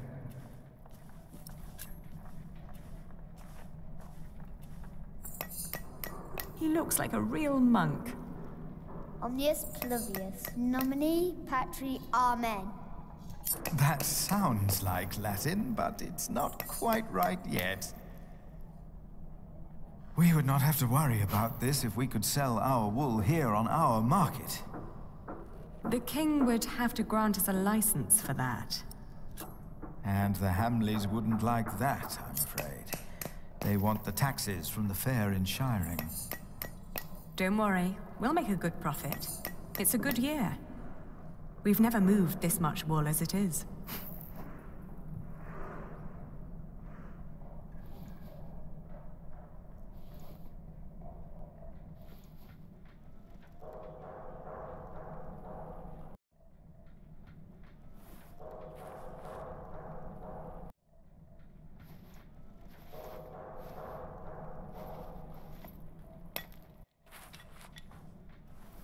Oh, and I have to build a new storage house. Alfred is a master craftsman now. If you can pay him, he'll help you. Ah, very good.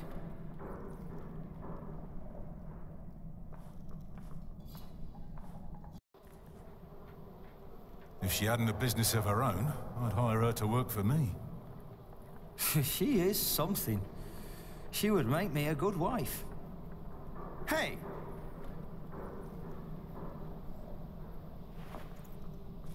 Hey, take that back! What? What did I say? For the last time, stop your quarreling! Philip, let's look at the plans again. There's a problem I have to discuss with you. All right. Take that back, Alfred. Jack, leave him alone. And for once, finish your work. And Jack, please keep an eye on Jonathan, will you?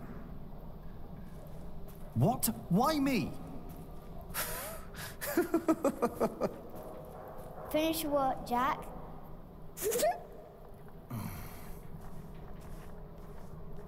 That's how it always was.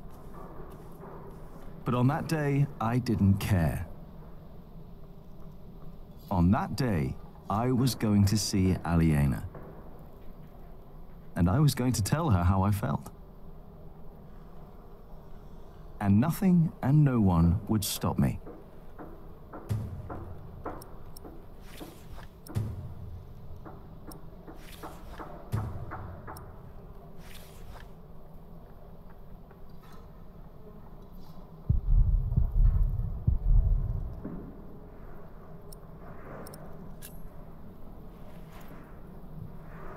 Time to get this done.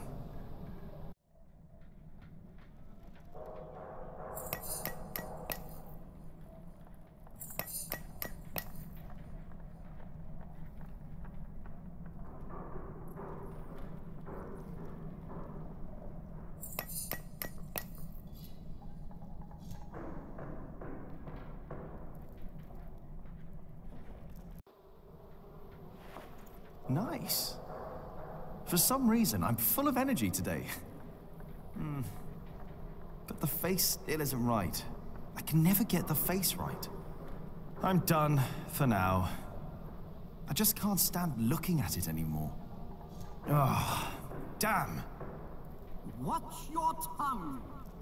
I will. Damn. I need to get much better at this.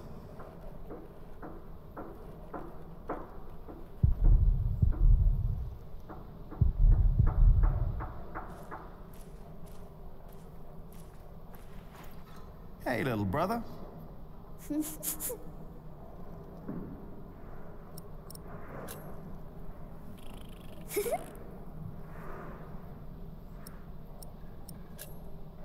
Come on, let's have fun. Oh, you can't do that. Oh, I can. Tom and Philip said you can't. You have to work. I know what they said. I was there, you know. Philip and Tom won't mind if we take a break. Sometimes people say one thing and mean another thing. Either he's stopped listening, or he's thinking about it.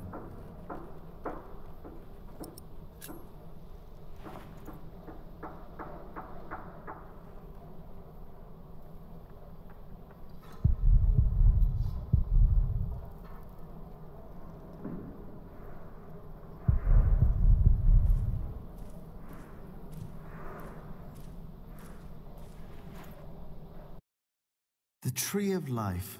When I was small, I wanted something with animals. I tried to make it look like no other tree, more like a thought. I like it, but nobody recognizes that it's supposed to be a tree.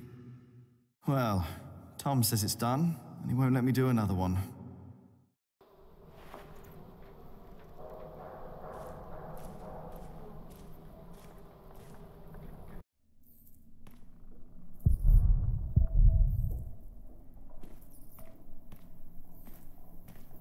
Oh.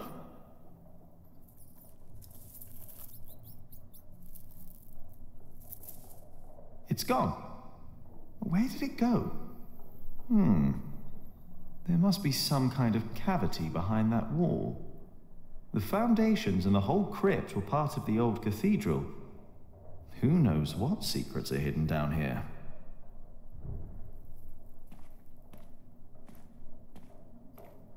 Oh. It's gone.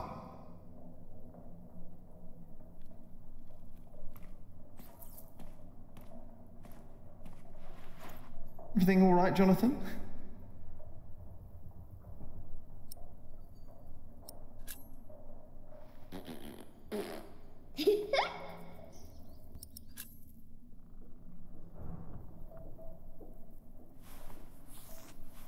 I hope you appreciate that I look out for you. I ate a beetle. Don't tell Philip, all right? It's our secret.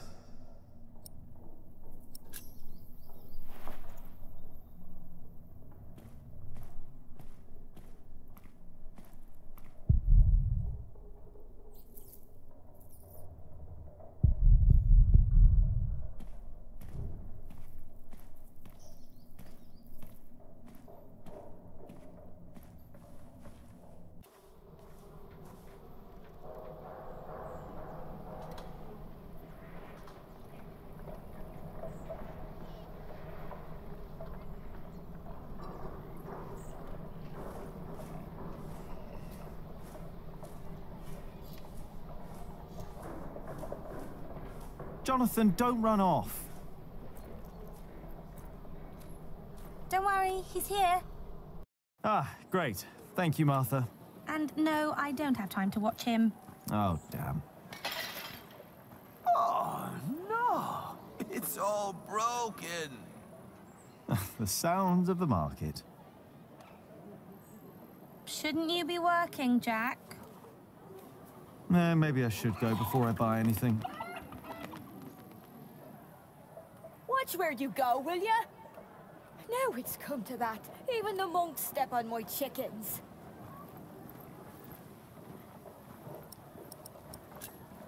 Did you see Aliena? Maybe she was heading home. I think she's expecting a visitor. A visitor? Do I hear jealousy in your voice? I don't know what you're talking about.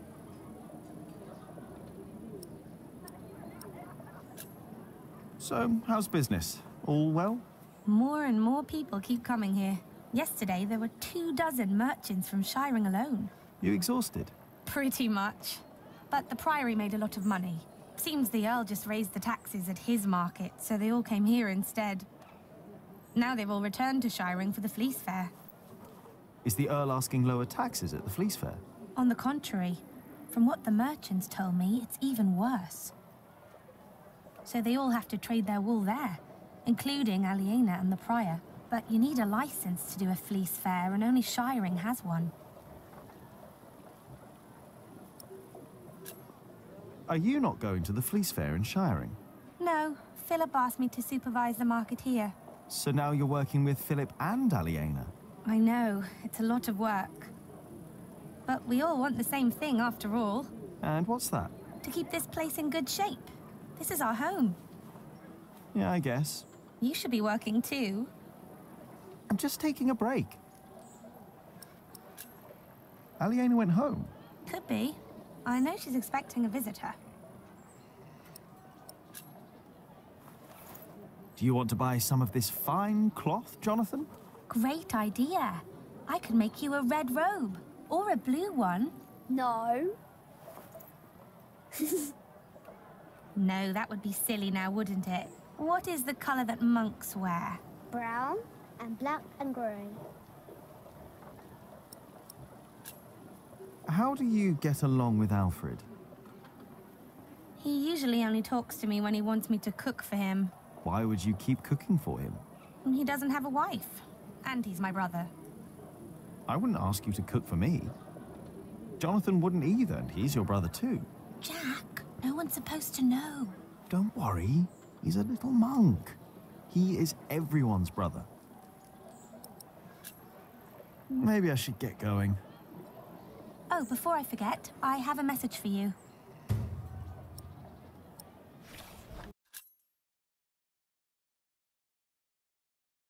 I think Ellen wants to talk to you about Papa. What's there to talk about?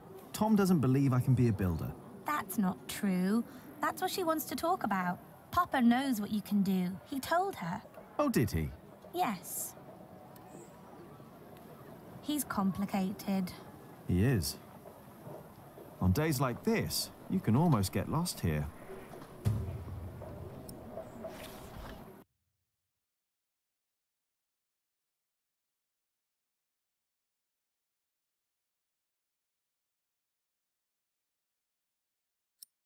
The Hamleys would be breaking the agreement we had with King Stephen.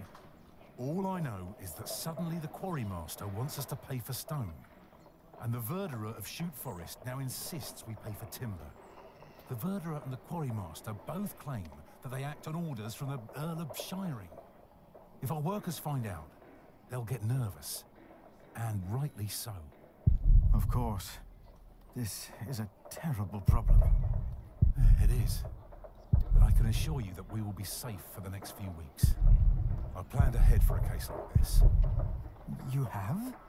There are always bound to be shortages.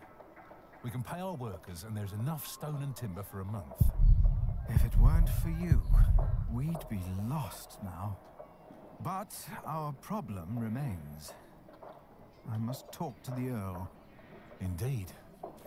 But first, we need to talk to the workers. What are you doing out here, Jack? Did you finish your corbel?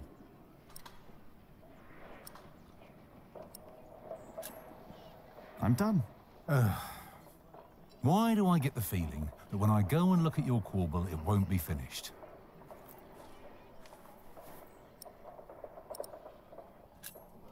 I'm doing my best, all right? If you would let me do more than just the statues. You need to focus on the task at hand. I can do much more than stone carving, and you know it. We can't always get what we want. Alfred can. Jack, please. We have much bigger problems to solve right now. The Earl of Shiring has stopped supporting us. If we don't do anything about it, we'll have to send the workers away. We'll have to stop building the cathedral. I will talk to Percy Hamley. And if he won't see me, I will talk to the king, or this will be the end of Kingsbridge. Can I help you? Yes, by doing as you're told. Do your job, and only your job. And leave Alfred alone. I agree.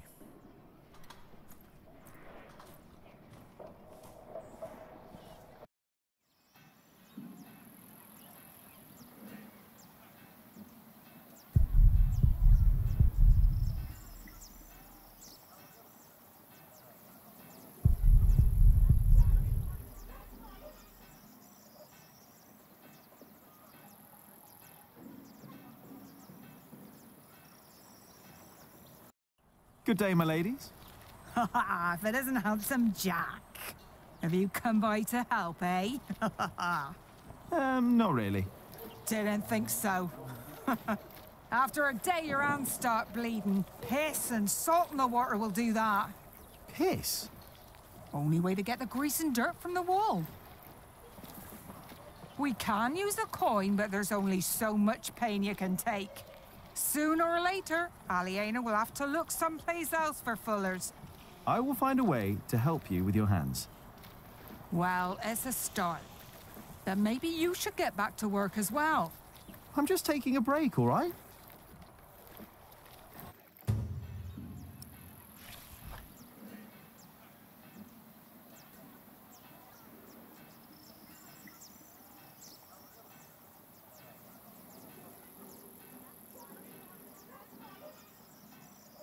Should I just knock?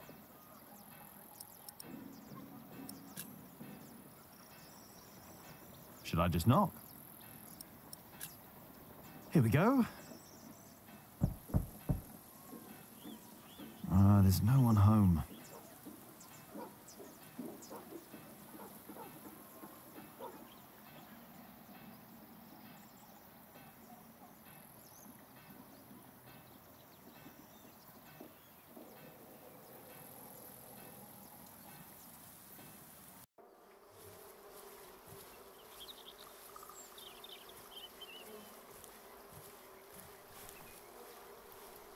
Don't always run off, Jonathan, or I'll get in trouble with... Aliena!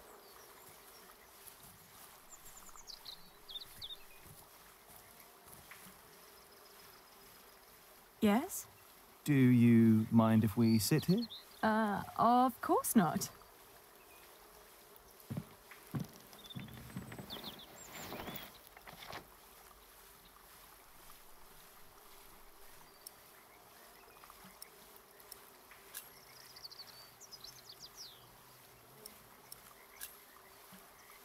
And how are you two? Oh, well.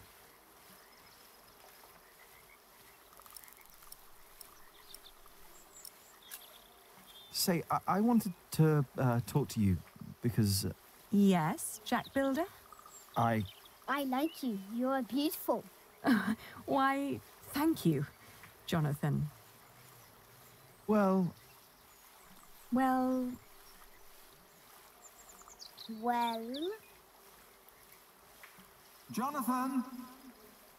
He's here! I'm coming!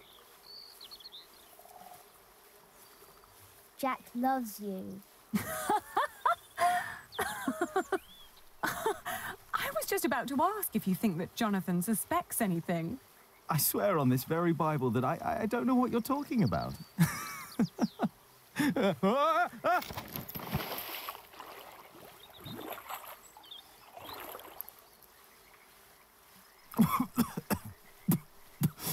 Cold. Cold, cold, cold. Oh, I lost my Bible. Shit. I'm sorry, but no bad deed goes unpunished. But we haven't done anything bad. Yet. You burned down the cathedral.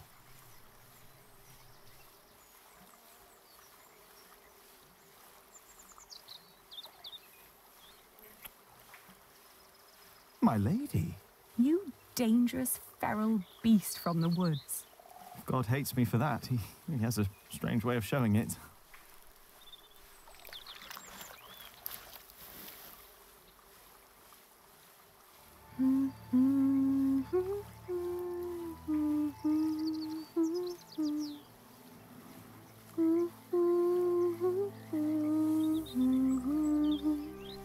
You remembered it?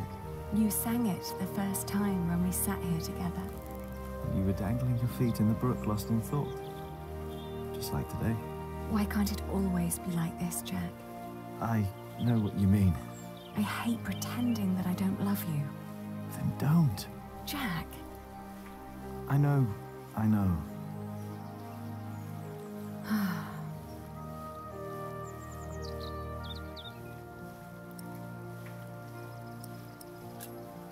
Have you heard from your brother? The war never ends, and he always needs more money. And I pay him to fight for the man who killed our father. King Stephen, to get the earldom back from him. Yes. But you know, I don't even want that. Everything I've built here, what we have, I have all that because I'm not my father's daughter anymore. I'm afraid that if Richard becomes Earl, I'll lose much more than the money he's wasting now.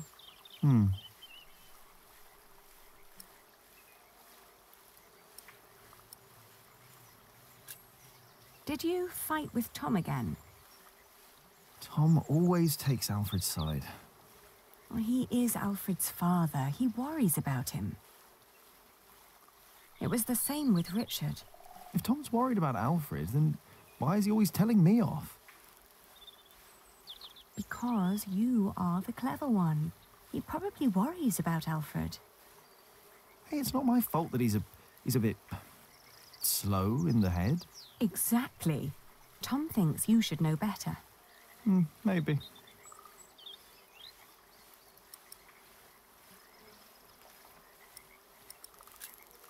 Don't be cross with Tom. I think he wishes Alfred was more capable than he really is. He wants Alfred to be his successor, after all. Well, perhaps he could be if he only put his mind to it. I mean, even I could do it. I'm sure you could. But who would want to build a cathedral anyway? Your father meant well. I'm sure he did. Did he? He never loved anyone. Not even my mother. It was not my fault we lost the earldom. It's not my responsibility. How could Father make me swear that oath? Were you still reading the Bible? Philip insists. I better be angry that I lost it. Oh, don't worry. He'll still keep teaching you. I think he sees something in you. Oh, maybe I should become a monk. Oh, but you aren't allowed to kiss monks. I shall love you like a brother, then. Yeah, that's not funny. Say, what was that book called you told me about last time we met?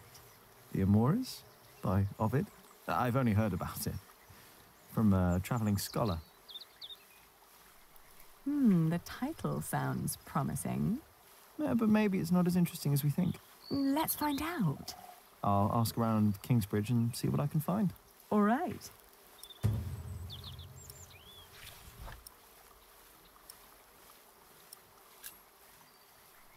You know, back in the forest, my mother made up the rules herself. But they all made sense somehow. Here, everything is... It's complicated. I know. Rules everywhere. Why is it that Tom can't tell Philip that Jonathan is his son? He's so happy when he's around Jonathan. Tom's rules. And Philip's, probably. Tom believes he has lost the right to be Jonathan's father, as he gave up on him when he was born. That's what Martha said.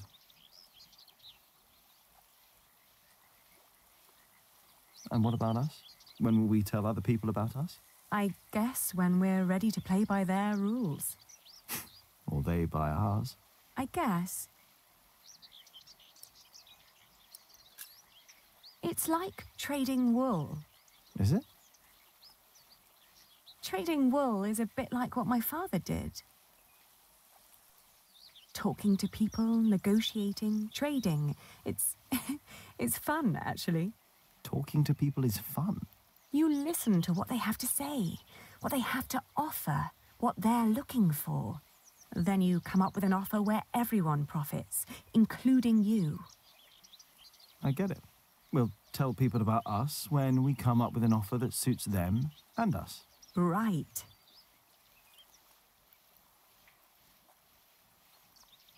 And you should try to remember why Tom and Philip keep nagging you. They want the best for you and for themselves. Which is you. If you say so. I know so. I want the same.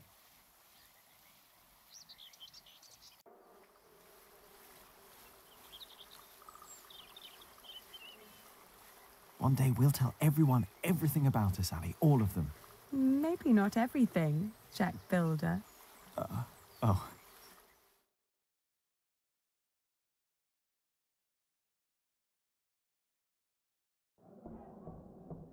What's going on? We better go and find out. Everyone, calm down. What happened at the quarry? Listen. Yes, there was an incident.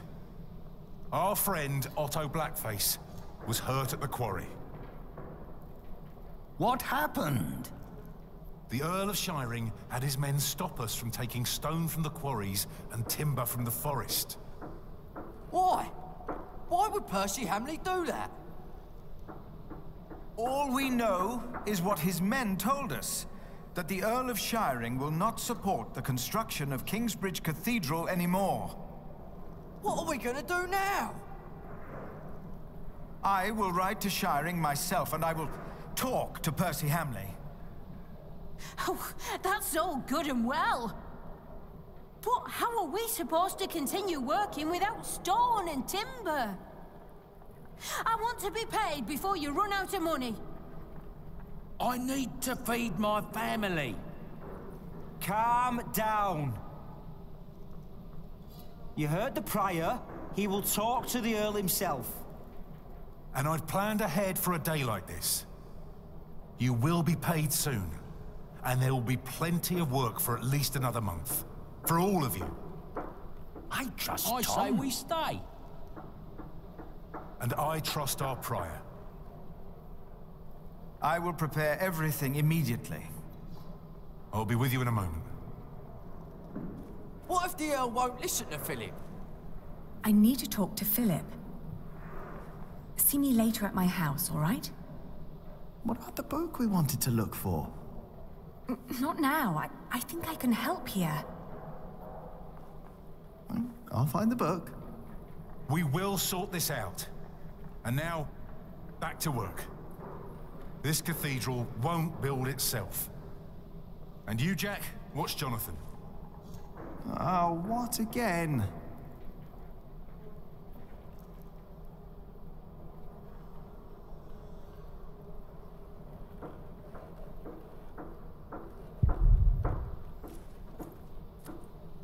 Are you looking for someone? I'm supposed to bring this bread to our cantor. He's spending the day up there on the roof of the cathedral. But how am I ever going to make it all the way up there? Ah, afraid of heights, hmm? But do you want me to go? No. I'll make it. I just need time. Right, the wall is already coming apart and Alfred wants to put a stone ceiling on top instead of a wooden one. Idiot.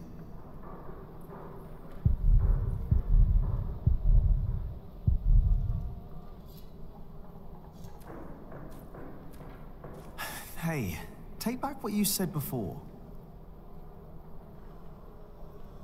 What? What did I say? Oh, come on. You know what you said. About Aliena? Why would you care if I take her as a wife? You don't get it, do you?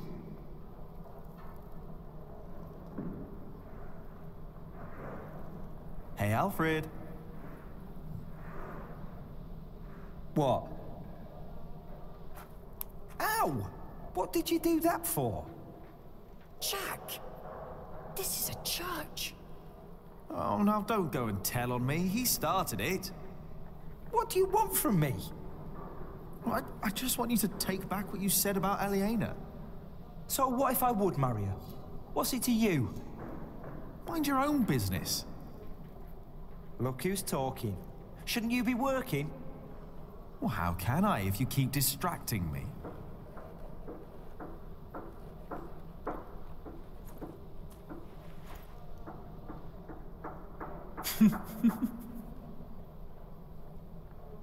Why won't you let us work? Don't you know how serious the situation in Kingsbridge is right now?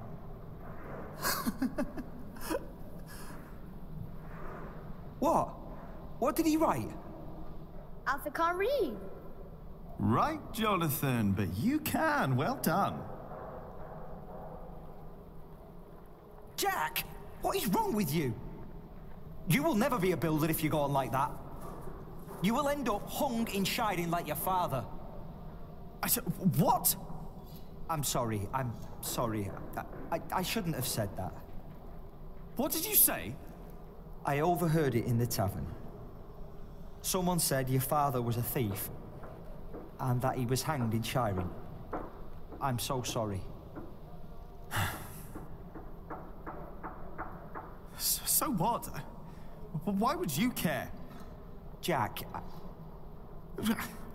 You should apologize for what you said about Aliena instead.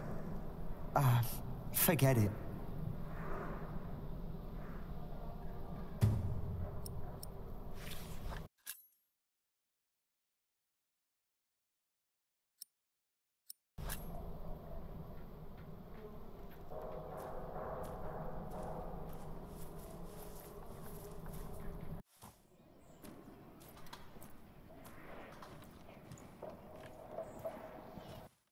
I will do everything in my power to make sure you are paid. I know that you showed us mercy before when we had to flee from Earl's castle. My husband has worked here ever since, and we would like to be close to Our Lady Aliena, but we have no choice. Oh, Mary. The same goes for us, Mary. We all owe Philip much. I trust you, Father, but I risk my neck up there every day. My wife is right. If you can't pay, we'll have to move on. Kingsbridge is our home. I don't want to leave. Let me think of something. Maybe there's a way we can pay your workers early, Philip. But selling the wool at the fleece fair will take at least a couple of days. I'm sorry, but me and the other workers can't wait that long. Not now that everything is so unsure. Trust me, Philip. I'll think of something. Jack! I saw your corbel. You did good work, Jack. It's not half as good as it should be. Don't get lost in the details.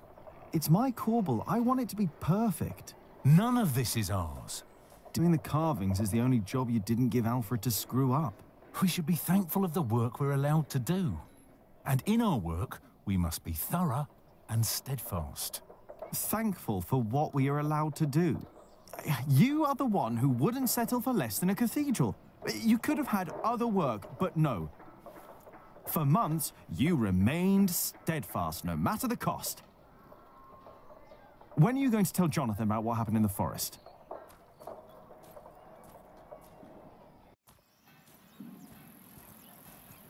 Ah, shouldn't have said that about Jonathan. Damn it.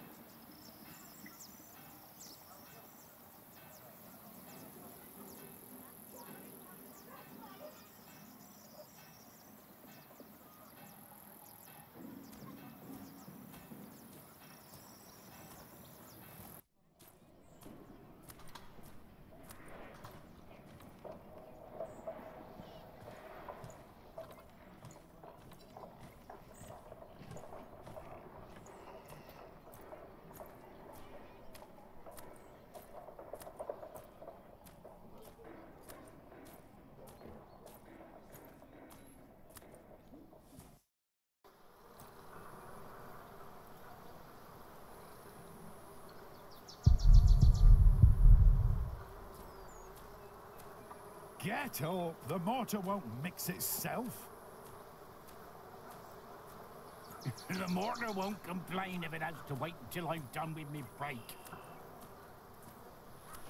Well, the mortar won't.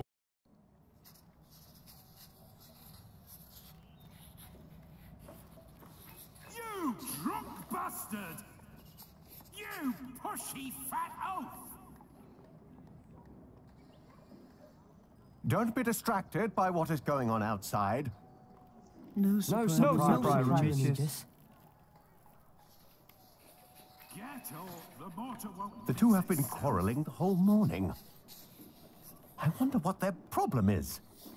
The mortar won't complain if it has to wait until I'm done with me break. What are you doing in the scriptorium? I wanted to have a look at your books. Now get to Is that so?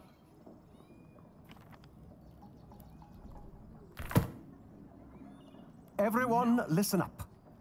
Is the work of a scribe not to copy text and scripture? It is, Sir Prior Remigius. Yes, Sir Prior Remigius. Yes, Sir Prior Remigius. And is it not the task of illuminators to illuminate these texts with pictures and color? It is, Sir Prior It is, Remigius. Sir Prior Remigius. Yes, Sir Prior Remigius. And what do you think is the work of Jack, the apprentice of Tom Builder? Build? Working on the construction site. Carving statues and ornaments, Building I think. things.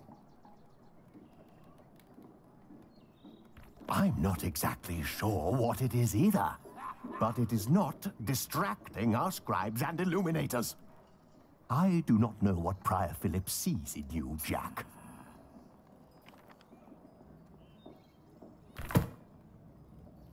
Now, go back to your work and do not disturb us again.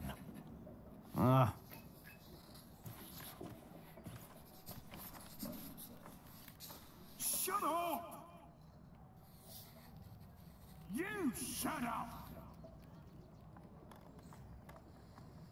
And you, don't be distracted. No surprise, Prior Regis.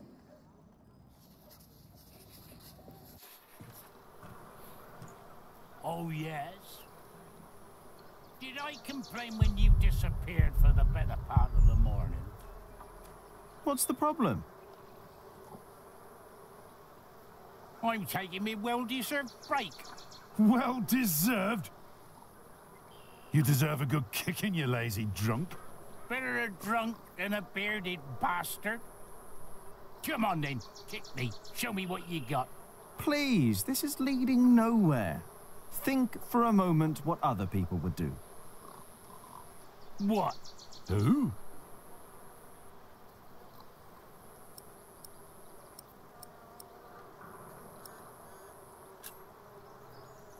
Oh, the Prior. Oh, yes. Prior Philip's not running around drunk now, is he? No, he's not. And I'm not either. I'm sitting. And there's my problem right there. Get up and push. Philip would. No, he wouldn't. A break is like a Sunday. It's a sin to work on a Sunday. Well, that's true. It's not a Sunday! But it's my break.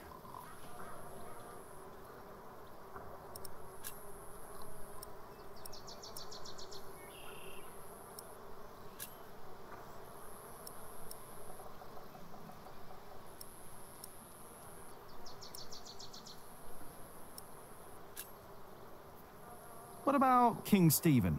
Now, that is a man who sits a lot. How would you know? He's got a throne.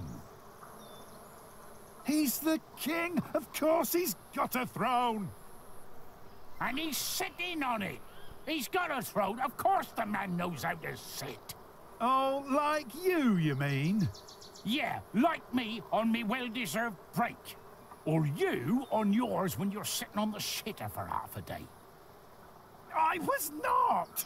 I heard you farting from here. You think I want to shit for half a day? You think that? Well, you better think again!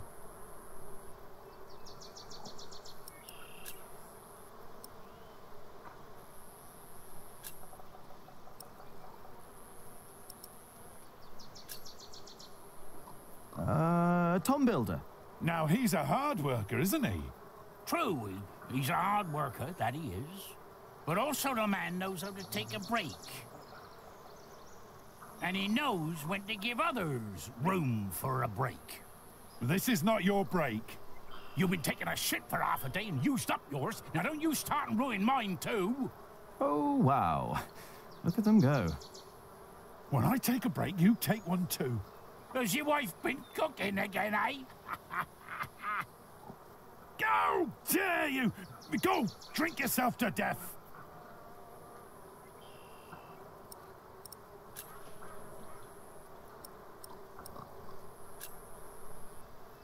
Alfred Builder.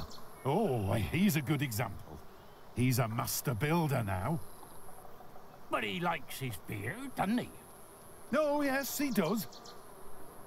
But he's always sober when he's working. Always. You know, maybe I should be a bit more like Alfred Builder. Me too. You have got to be kidding me. Well then, back to work. No!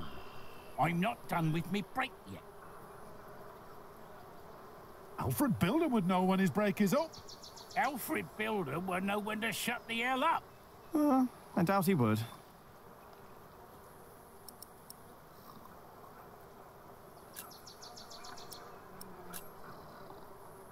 Ah, Jack Jackson.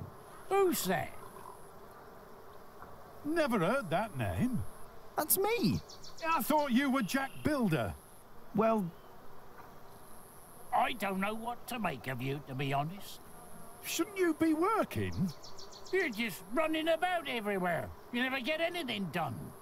At least don't keep us from working, thank you very much. Oh, forget it.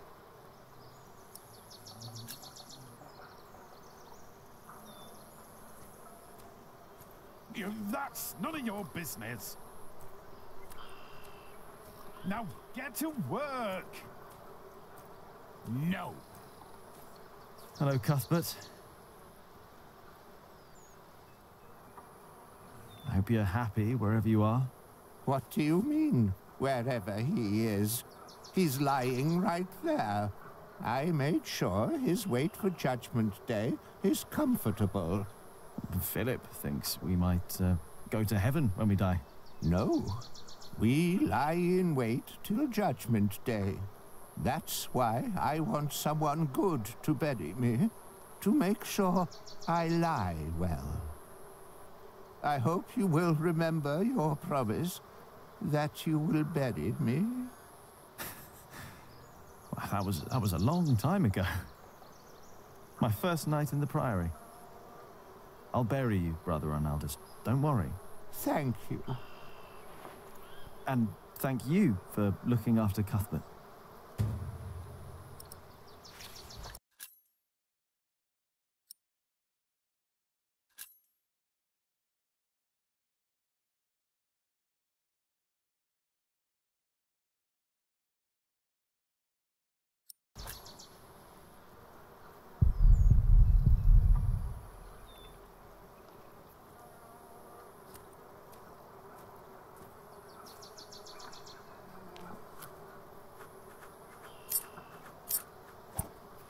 I need to do better than that.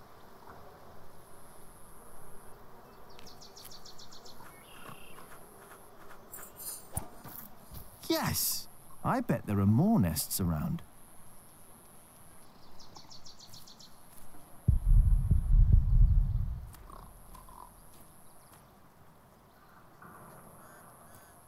You must be joking. Come on! I'm not joking.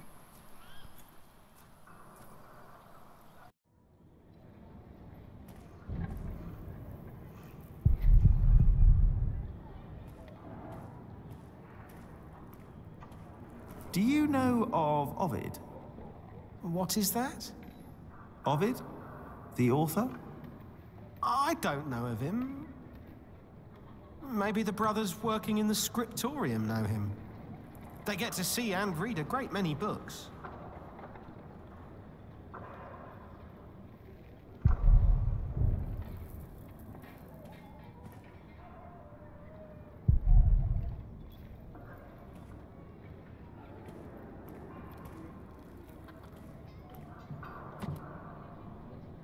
Ah, locked.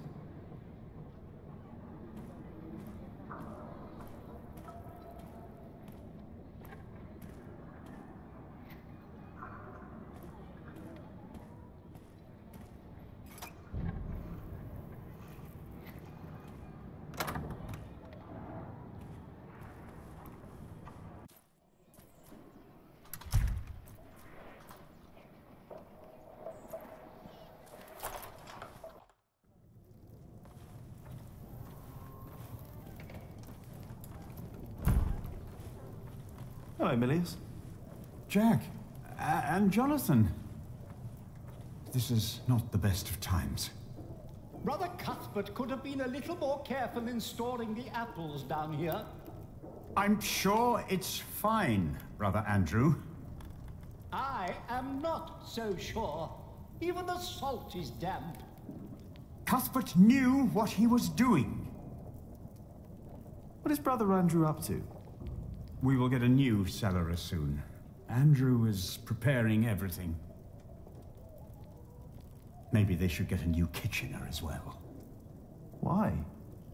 If what Cuthbert did was not good enough, then what I can do can't be much better.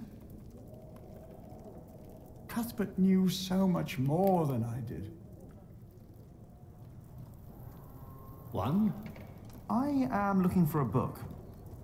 The kitchen is not the best place to start looking for a book. You should try the scriptorium instead. But you need to get past Remigius to get into the prior's house. Two? The Fullers have trouble with their hands. Of course they have. It's worse than salting fish. What can we do about it? Do you think there's a remedy? Your mother should know. She knows all about herbs. Cuthbert, too. What about you? I don't know much about herbs. I still haven't got around to start a garden. I don't know if I'll ever be able to start it without Cuthbert's help. Well, I'll ask Mother then. She's probably at the small clearing by the river.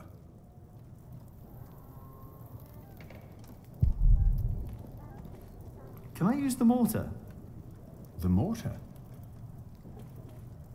Yes. Why shouldn't you? What do you want to use it for? I'm not quite sure yet. 3, 4, Better not. 5, I don't want to disturb him. 6. There is a sausage missing.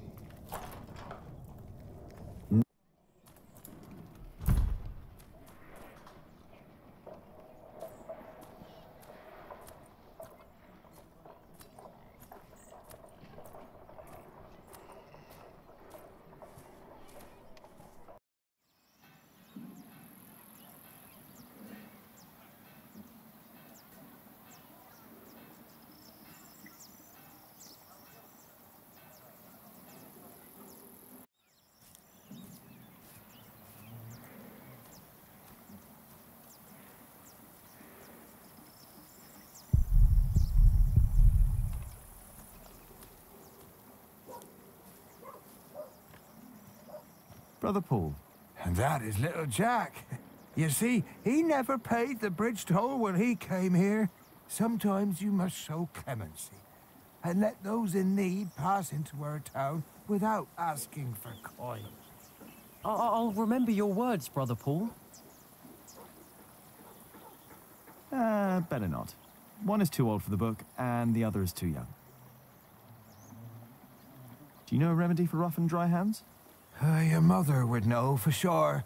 She is tending to her herbs right down that path to your left.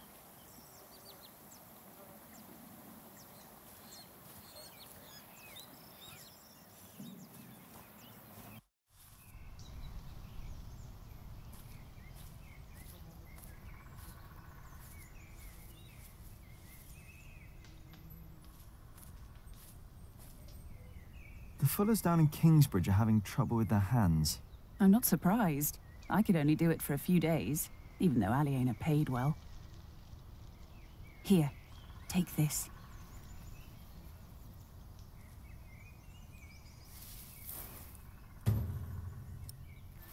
Ouch! Stinging nettle.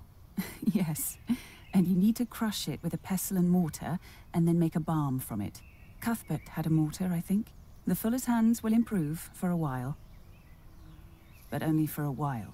If they want to stop their hands from suffering, they need to stop fulling. Maybe you're right. Thank you.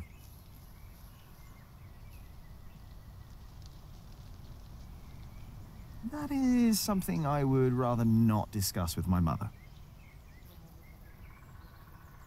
Ah, there you are, Cub. I wanted to talk to you. What is it? I'm afraid there's a lot of trouble ahead of us. From what I heard from Tom, they're trying to shut down the construction. They? The Earl of Shiring. Tom is under a lot of stress. If it weren't for him, it would already be over. Why are you telling me this? Did he say something about me? No. But I know that he just can't stand to see you and Alfred arguing. Just don't see why Alfred gets to do everything he wants. Alfred is a master builder.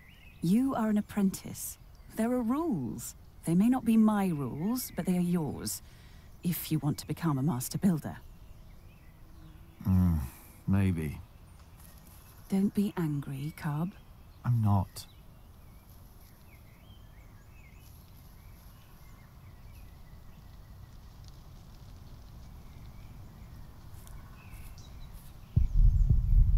As much as I'd like to, I did promise Tom I'd only do my own carvings in the evenings.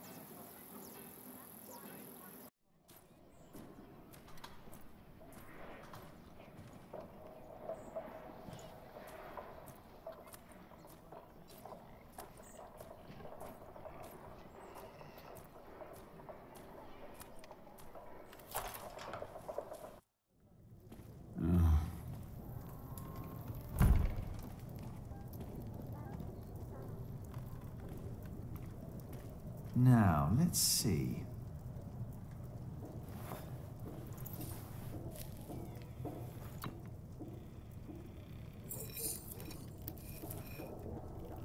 Here we go.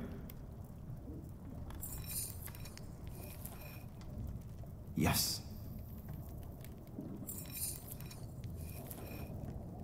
Just a little more. Oh. And I thought I'm getting the hang of this.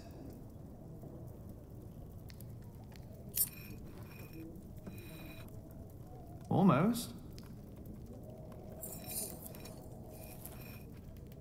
Good. And now, what? Milius? Yes? Do you know how to make a bar? Indeed. All it takes is some hot fat and beeswax. Ah, thank you. You know, you really wouldn't make a bad monk, Jack. What, me? I think that would be a problem. Why? You can read, you know about herbs, and you are good company. Is this supposed to be wine? What? Here, in the corner. No, it's vinegar. It's vinegar. That shouldn't be here. What was Cuthbert thinking? Oh, Lord. Give me the strength to endure this without chasing Brother Andrew from my kitchen. I don't think I would make a good monk. Why not? Philip thinks so too. He told me. Never mind why. I don't need to be a monk to come around and talk to you, right? That is true. And I think I should get back to work soon. Thank you for your help.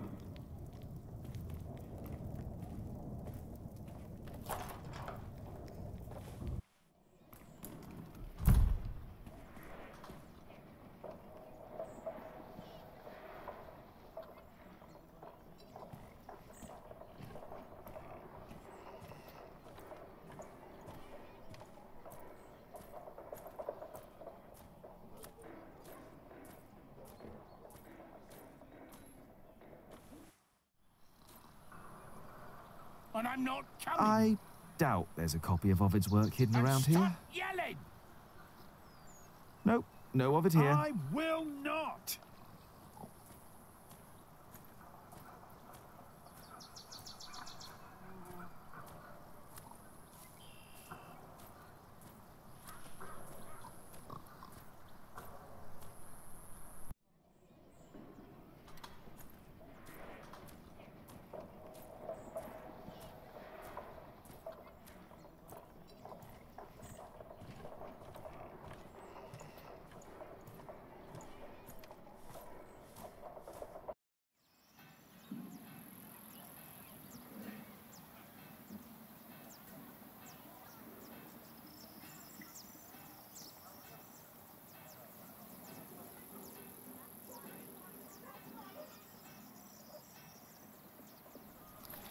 Try this. Whenever did you find the time to make a balm, handsome Jack? Don't you have work to do? Who would I be if I could just pass by ladies in need? Does that mean you'll join us and do some filling? I have my own work to do, so that won't work, I'm afraid. Oh, of course. Suddenly you've got work to do.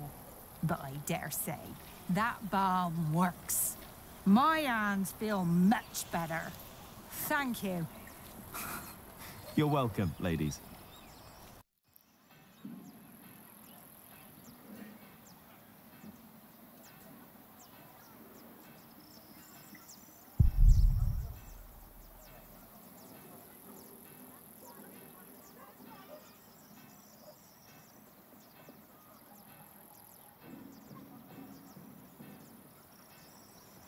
Not yet. I want to find out about the Amores first.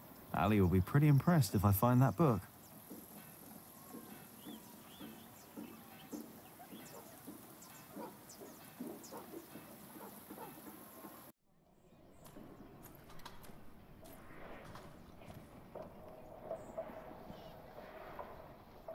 doubt Martha knows about the book, but one of the monks might know.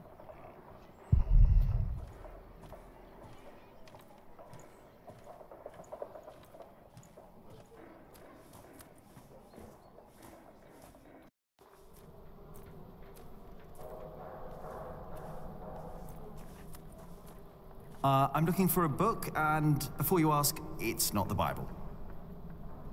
There are books in the scriptorium at the prior's house. Maybe you can find it there.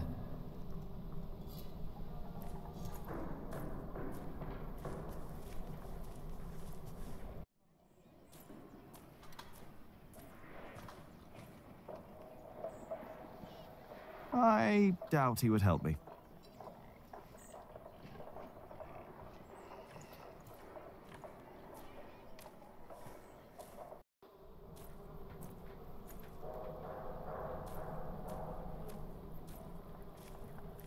I'm done for now. I just can't stand looking at it anymore. I can never get the expression right. That's not humility, sorrow, and dignity. It looks surprised. A surprised Corbel. Useless.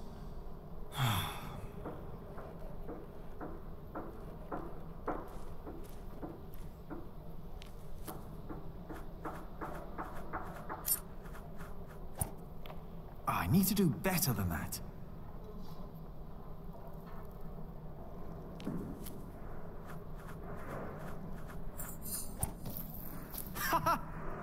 I bet there are more nests around.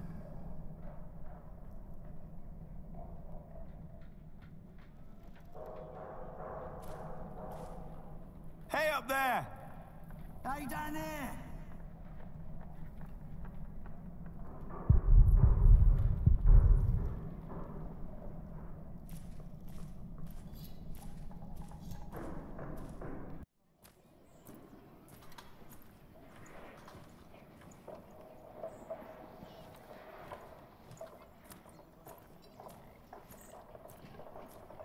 Hey. Jack, how did you like the stone I picked for your corbel? I like it, you were right. Now I only need to get better at carving. Well, give it time, Jack, you'll get there. Now, better get back to work. Who knows how long we can still work here.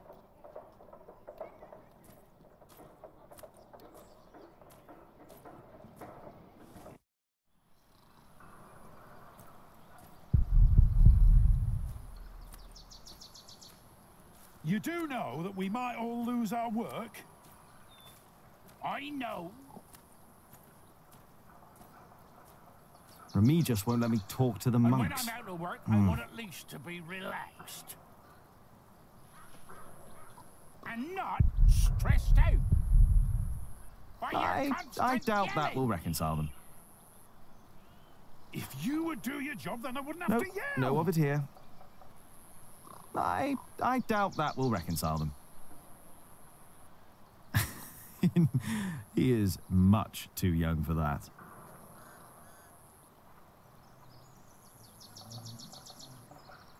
I better not go in as long as Remigius is in there.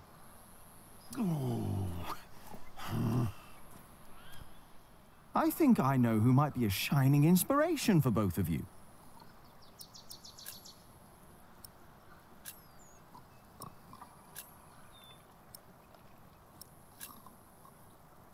The sub-prior. Oh, don't get me started on Sub-Prior Remigius. He is a hard-working man. He is. And don't you doubt it. What? That he is a hard-working man? Who? Sub-Prior Remigius, you fool! What? How dare they? How dare you? Shouting in the cemetery like heathens! Silence!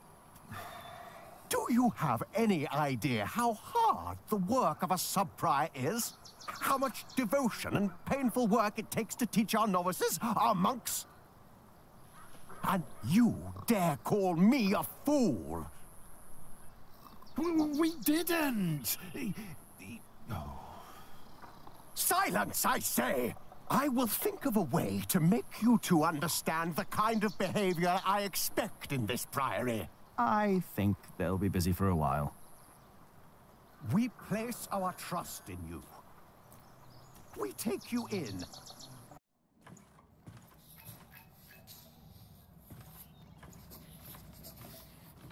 I'm looking for a book by Ovid. Oh, we saw some in Shiring and in Winchester. There are also a few copies in Salisbury, I believe. Which ones are you looking for? The Amores? Have you heard of that? That was one of the copies in Winchester, I think. Did you read it? Me? I don't remember.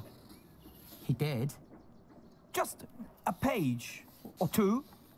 Sounds like the right book, and Winchester's not far. I should tell Ali what I found out. What is it that you're working on? I'm copying pages of the book Prior Philip wrote. We finished the original last year. I didn't know he wrote a book. Not many know of it.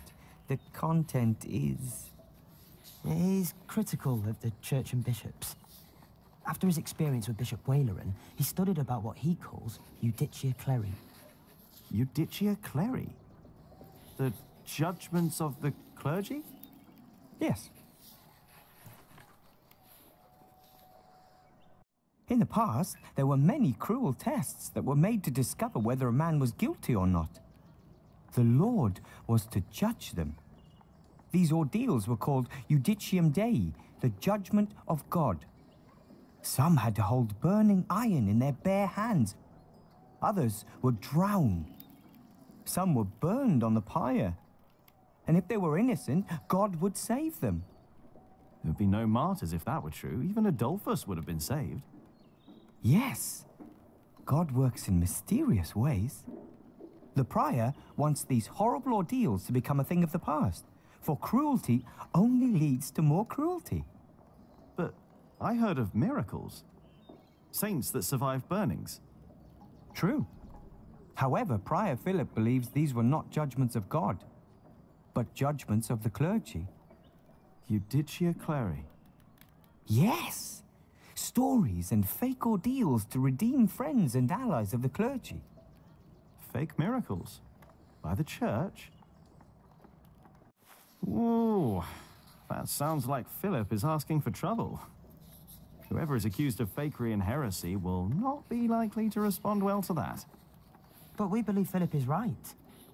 This is the second millennium. We must finally learn from past mistakes.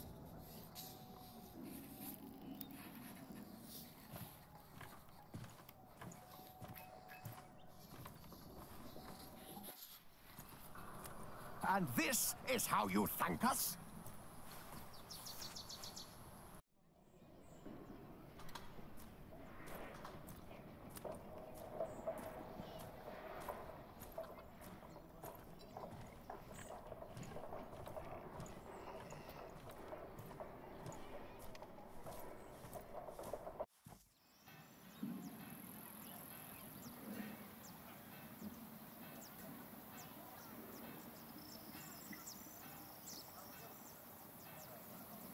Come on, Jonathan.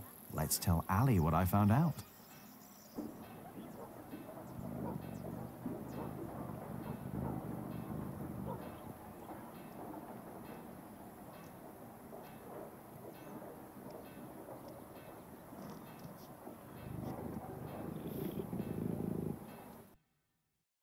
Ranulph of Chester and his half-brother stole Lincoln Castle from Stephen. At least this is a chance for us to take it back. For us?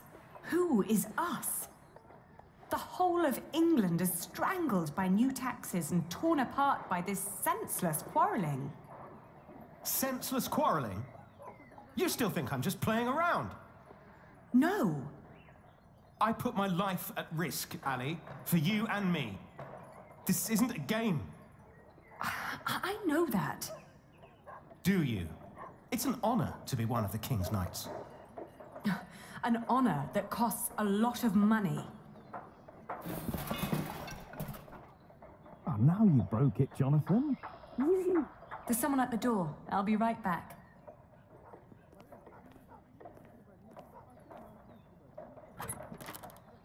Oh. Go play. Jack. Hey. So, Yes.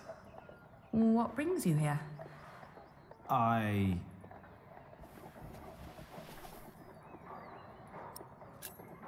Do you have a visitor? Are you jealous? Everything all right there? Yes, it will just take a minute. Sorry, but my brother is waiting. He has to ride back to Shiring soon. Ah, I see. All right. I just wanted to tell you that I found out about the book. What book? Oh, Ovid. You were still looking for that.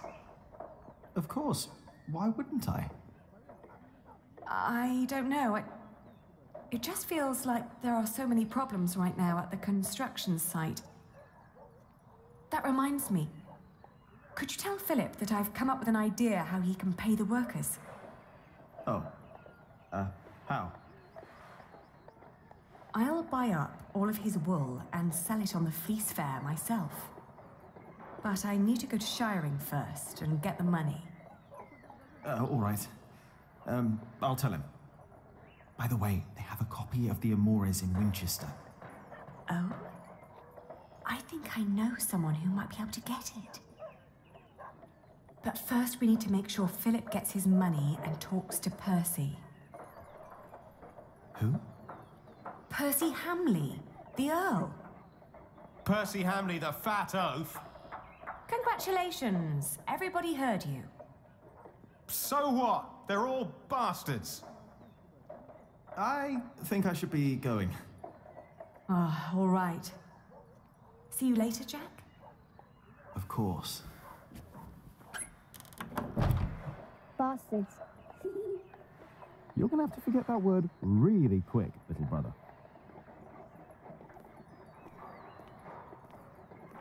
So for them, you've got money, Ali? So you were eavesdropping on me. Great. That deal with Philip will help them and us, Richard. Robert of Gloucester is advancing on Lincoln as we speak. Tomorrow we will ride from Shiring. And what I need from you is money for a new sword and a gambeson. And I want my shield painted in Stephen's colours. Is this leading anywhere, Richard? You've been doing this for years now, and has the king ever considered making you Earl of Shiring? Not yet. But I fought side by side with him before. He knows my name, Ali. Oh, all right. I will meet you in Shiring, and I'll bring the money.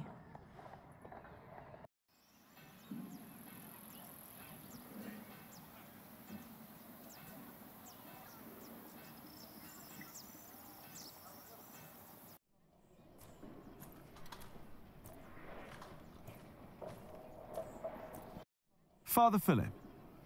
Yes? Aliena says you can pay your workers. She has enough money to buy up all the Priory's wool and sell it in Shiring. And that way, you get your money earlier. Really? But you have to accompany her to Shiring. She has to fetch the money first. The sooner the better. I have to talk to Percy Hamley anyway. Thank you, Jack. Now you better get back to work. Tom wanted to talk to you.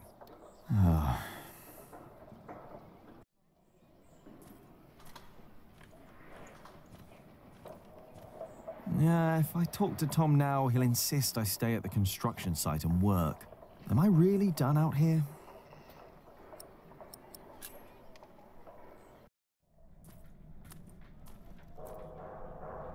Jack! What? Come here, please. You wanted to finish your Corbel, and I let you. Instead, you pick another fight with Alfred. You mock him in front of others because he can't read. You hit him. And don't tell me he started it, because everyone else told me you started the fight. Sub-Prior Remy just told me you disturbed the monks in the scriptorium. Philip told me to practice reading. The Bible, not the kind of book you were looking for. Then you go and waste your time in the cemetery and the market, and in the kitchen, and chatting to the Fullers. I made a balm for them. I wanted to help them. You should have been working instead. Don't you know how close we are to shutting down the construction? If I'd not planned ahead, it would all be over now. But how am I to plan ahead if I can't rely on you, Jack? What? Watch out! Whoa. Are you all right? Yes. Up here! Hey, hurry up, quick!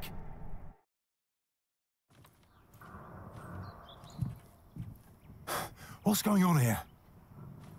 Your son thinks I dropped the stones. You were the one who pulled them up, weren't you? Of course. That is my job. He was probably angry because he might not get paid. Alfred, stop it. What? Peter, what happened? I'm not sure, but there was a monk. He was wearing a black robe, and when he saw me looking at him, he ran away. Maybe it was him. A black robe? Are you saying this was my fault? No, no. I'm sure I didn't recognize him. He wasn't from here. No. Peter dropped the stone and doesn't want to admit it. I assure you, a monk would never do such a thing. I saw a monk in black, in the market. Oh, did you? I was there too when you were. Tell us, what did he do when you saw him?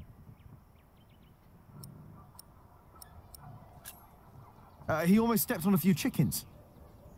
Wait, Jack is right. I remember now. There was a monk there, and he went into the cathedral. I'll go up front and look for him. You check the back. All right.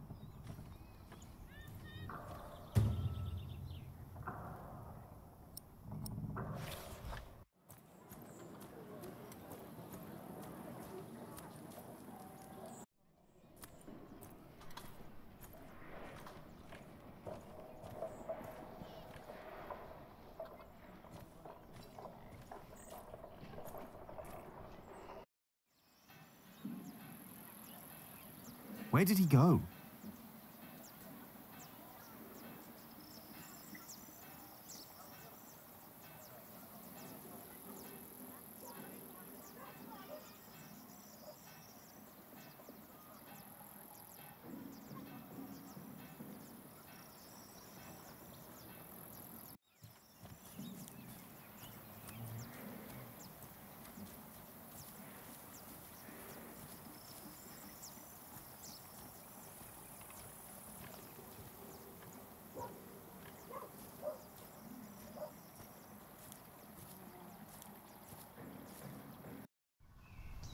Hey, you!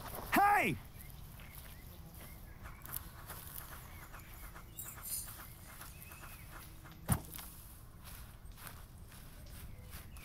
What happened to you, monk?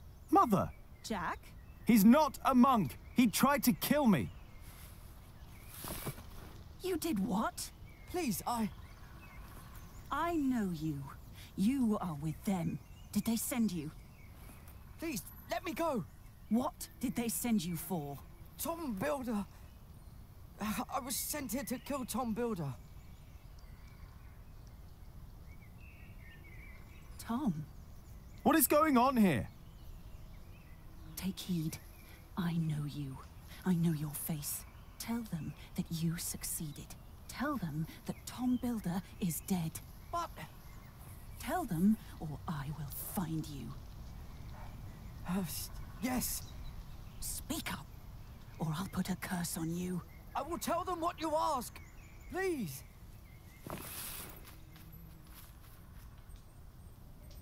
What the hell? What was that? Why did you let him go? He was after Tom. After all these years, it's happening again. What is? Just tell Tom to stay low. If we're lucky, they'll think he's dead. Why don't you tell him? I'm the reason they're trying to kill him. It's my fault. What? We should never have come to Kingsbridge, Jack.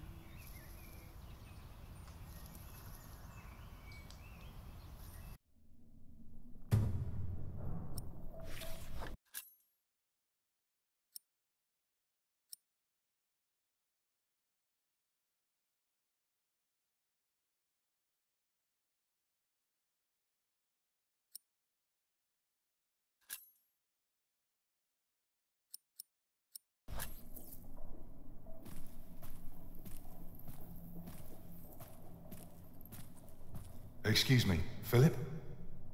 Philip? I'm sorry. Is everything all right? I was just thinking about my brother. What is it? Aliena is ready to go to Shiring with you. Then I must not keep her waiting.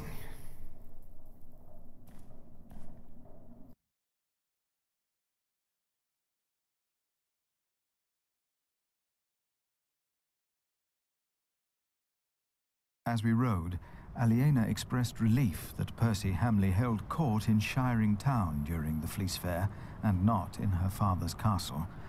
I had not yet confessed to Aliena that I blamed myself for her father's fate. I felt the guilt and shame starting to rise when we came to a large group of peasants looking as desperate as the refugees that had come from Earl's Castle back then.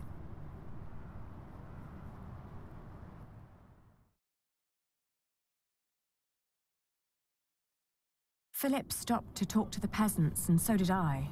Of course, he couldn't pass by people in need of help. Not even when he was on his way to try and save Kingsbridge from another attack by the Hamleys. Two of the peasants broke into tears and begged for food. Philip was mortified as they grabbed the hem of his robe and pleaded for mercy. They said they were from Wigley. They had illegally erected a mill and hadn't paid taxes to the Earl of Shiring for grinding flour. I bit my lip when they mentioned the title that used to belong to my father. As punishment, the Earl had destroyed their mill. Philip seemed unsure what to say about Percy Hamley's punishment for these peasants. I was less hesitant.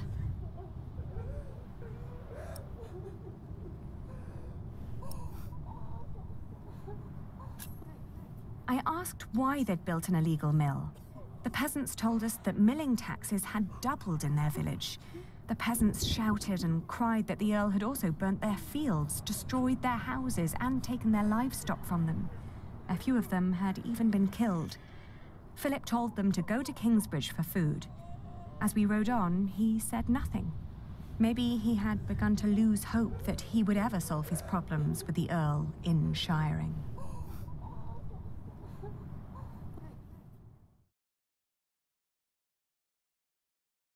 I had never trusted the Hamleys, but it seemed I had grown careless over the years. They had thus far kept their word to King Stephen, but now I felt I should have known that they would eventually break it. As I was thinking these grim thoughts, we passed by a gallows with two men dangling by their necks. An old woman stood by one of the corpses and snarled at us.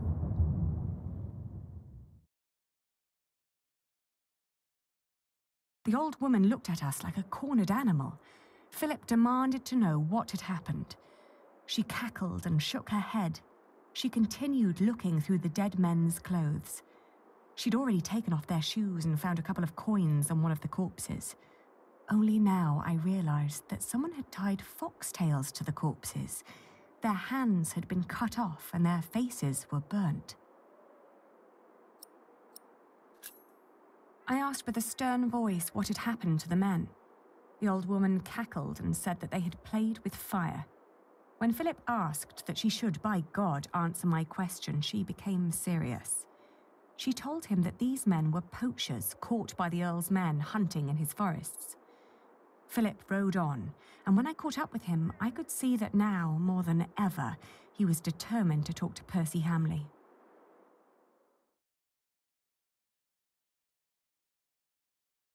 Aliena rode by my side without knowing that I had long been responsible for her family's fate, ever since I had made the mistake of trusting Wayleran by God. I felt like a fly in a cobweb. Every move I made seemed to lead to further calamities. But then I heard Aliena as she sped past me. "Shiring," she exclaimed.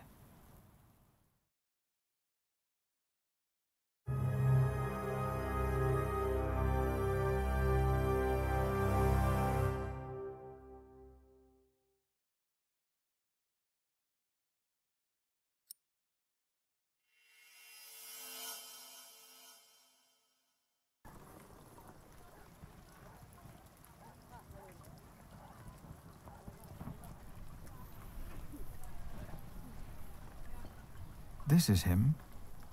A face like that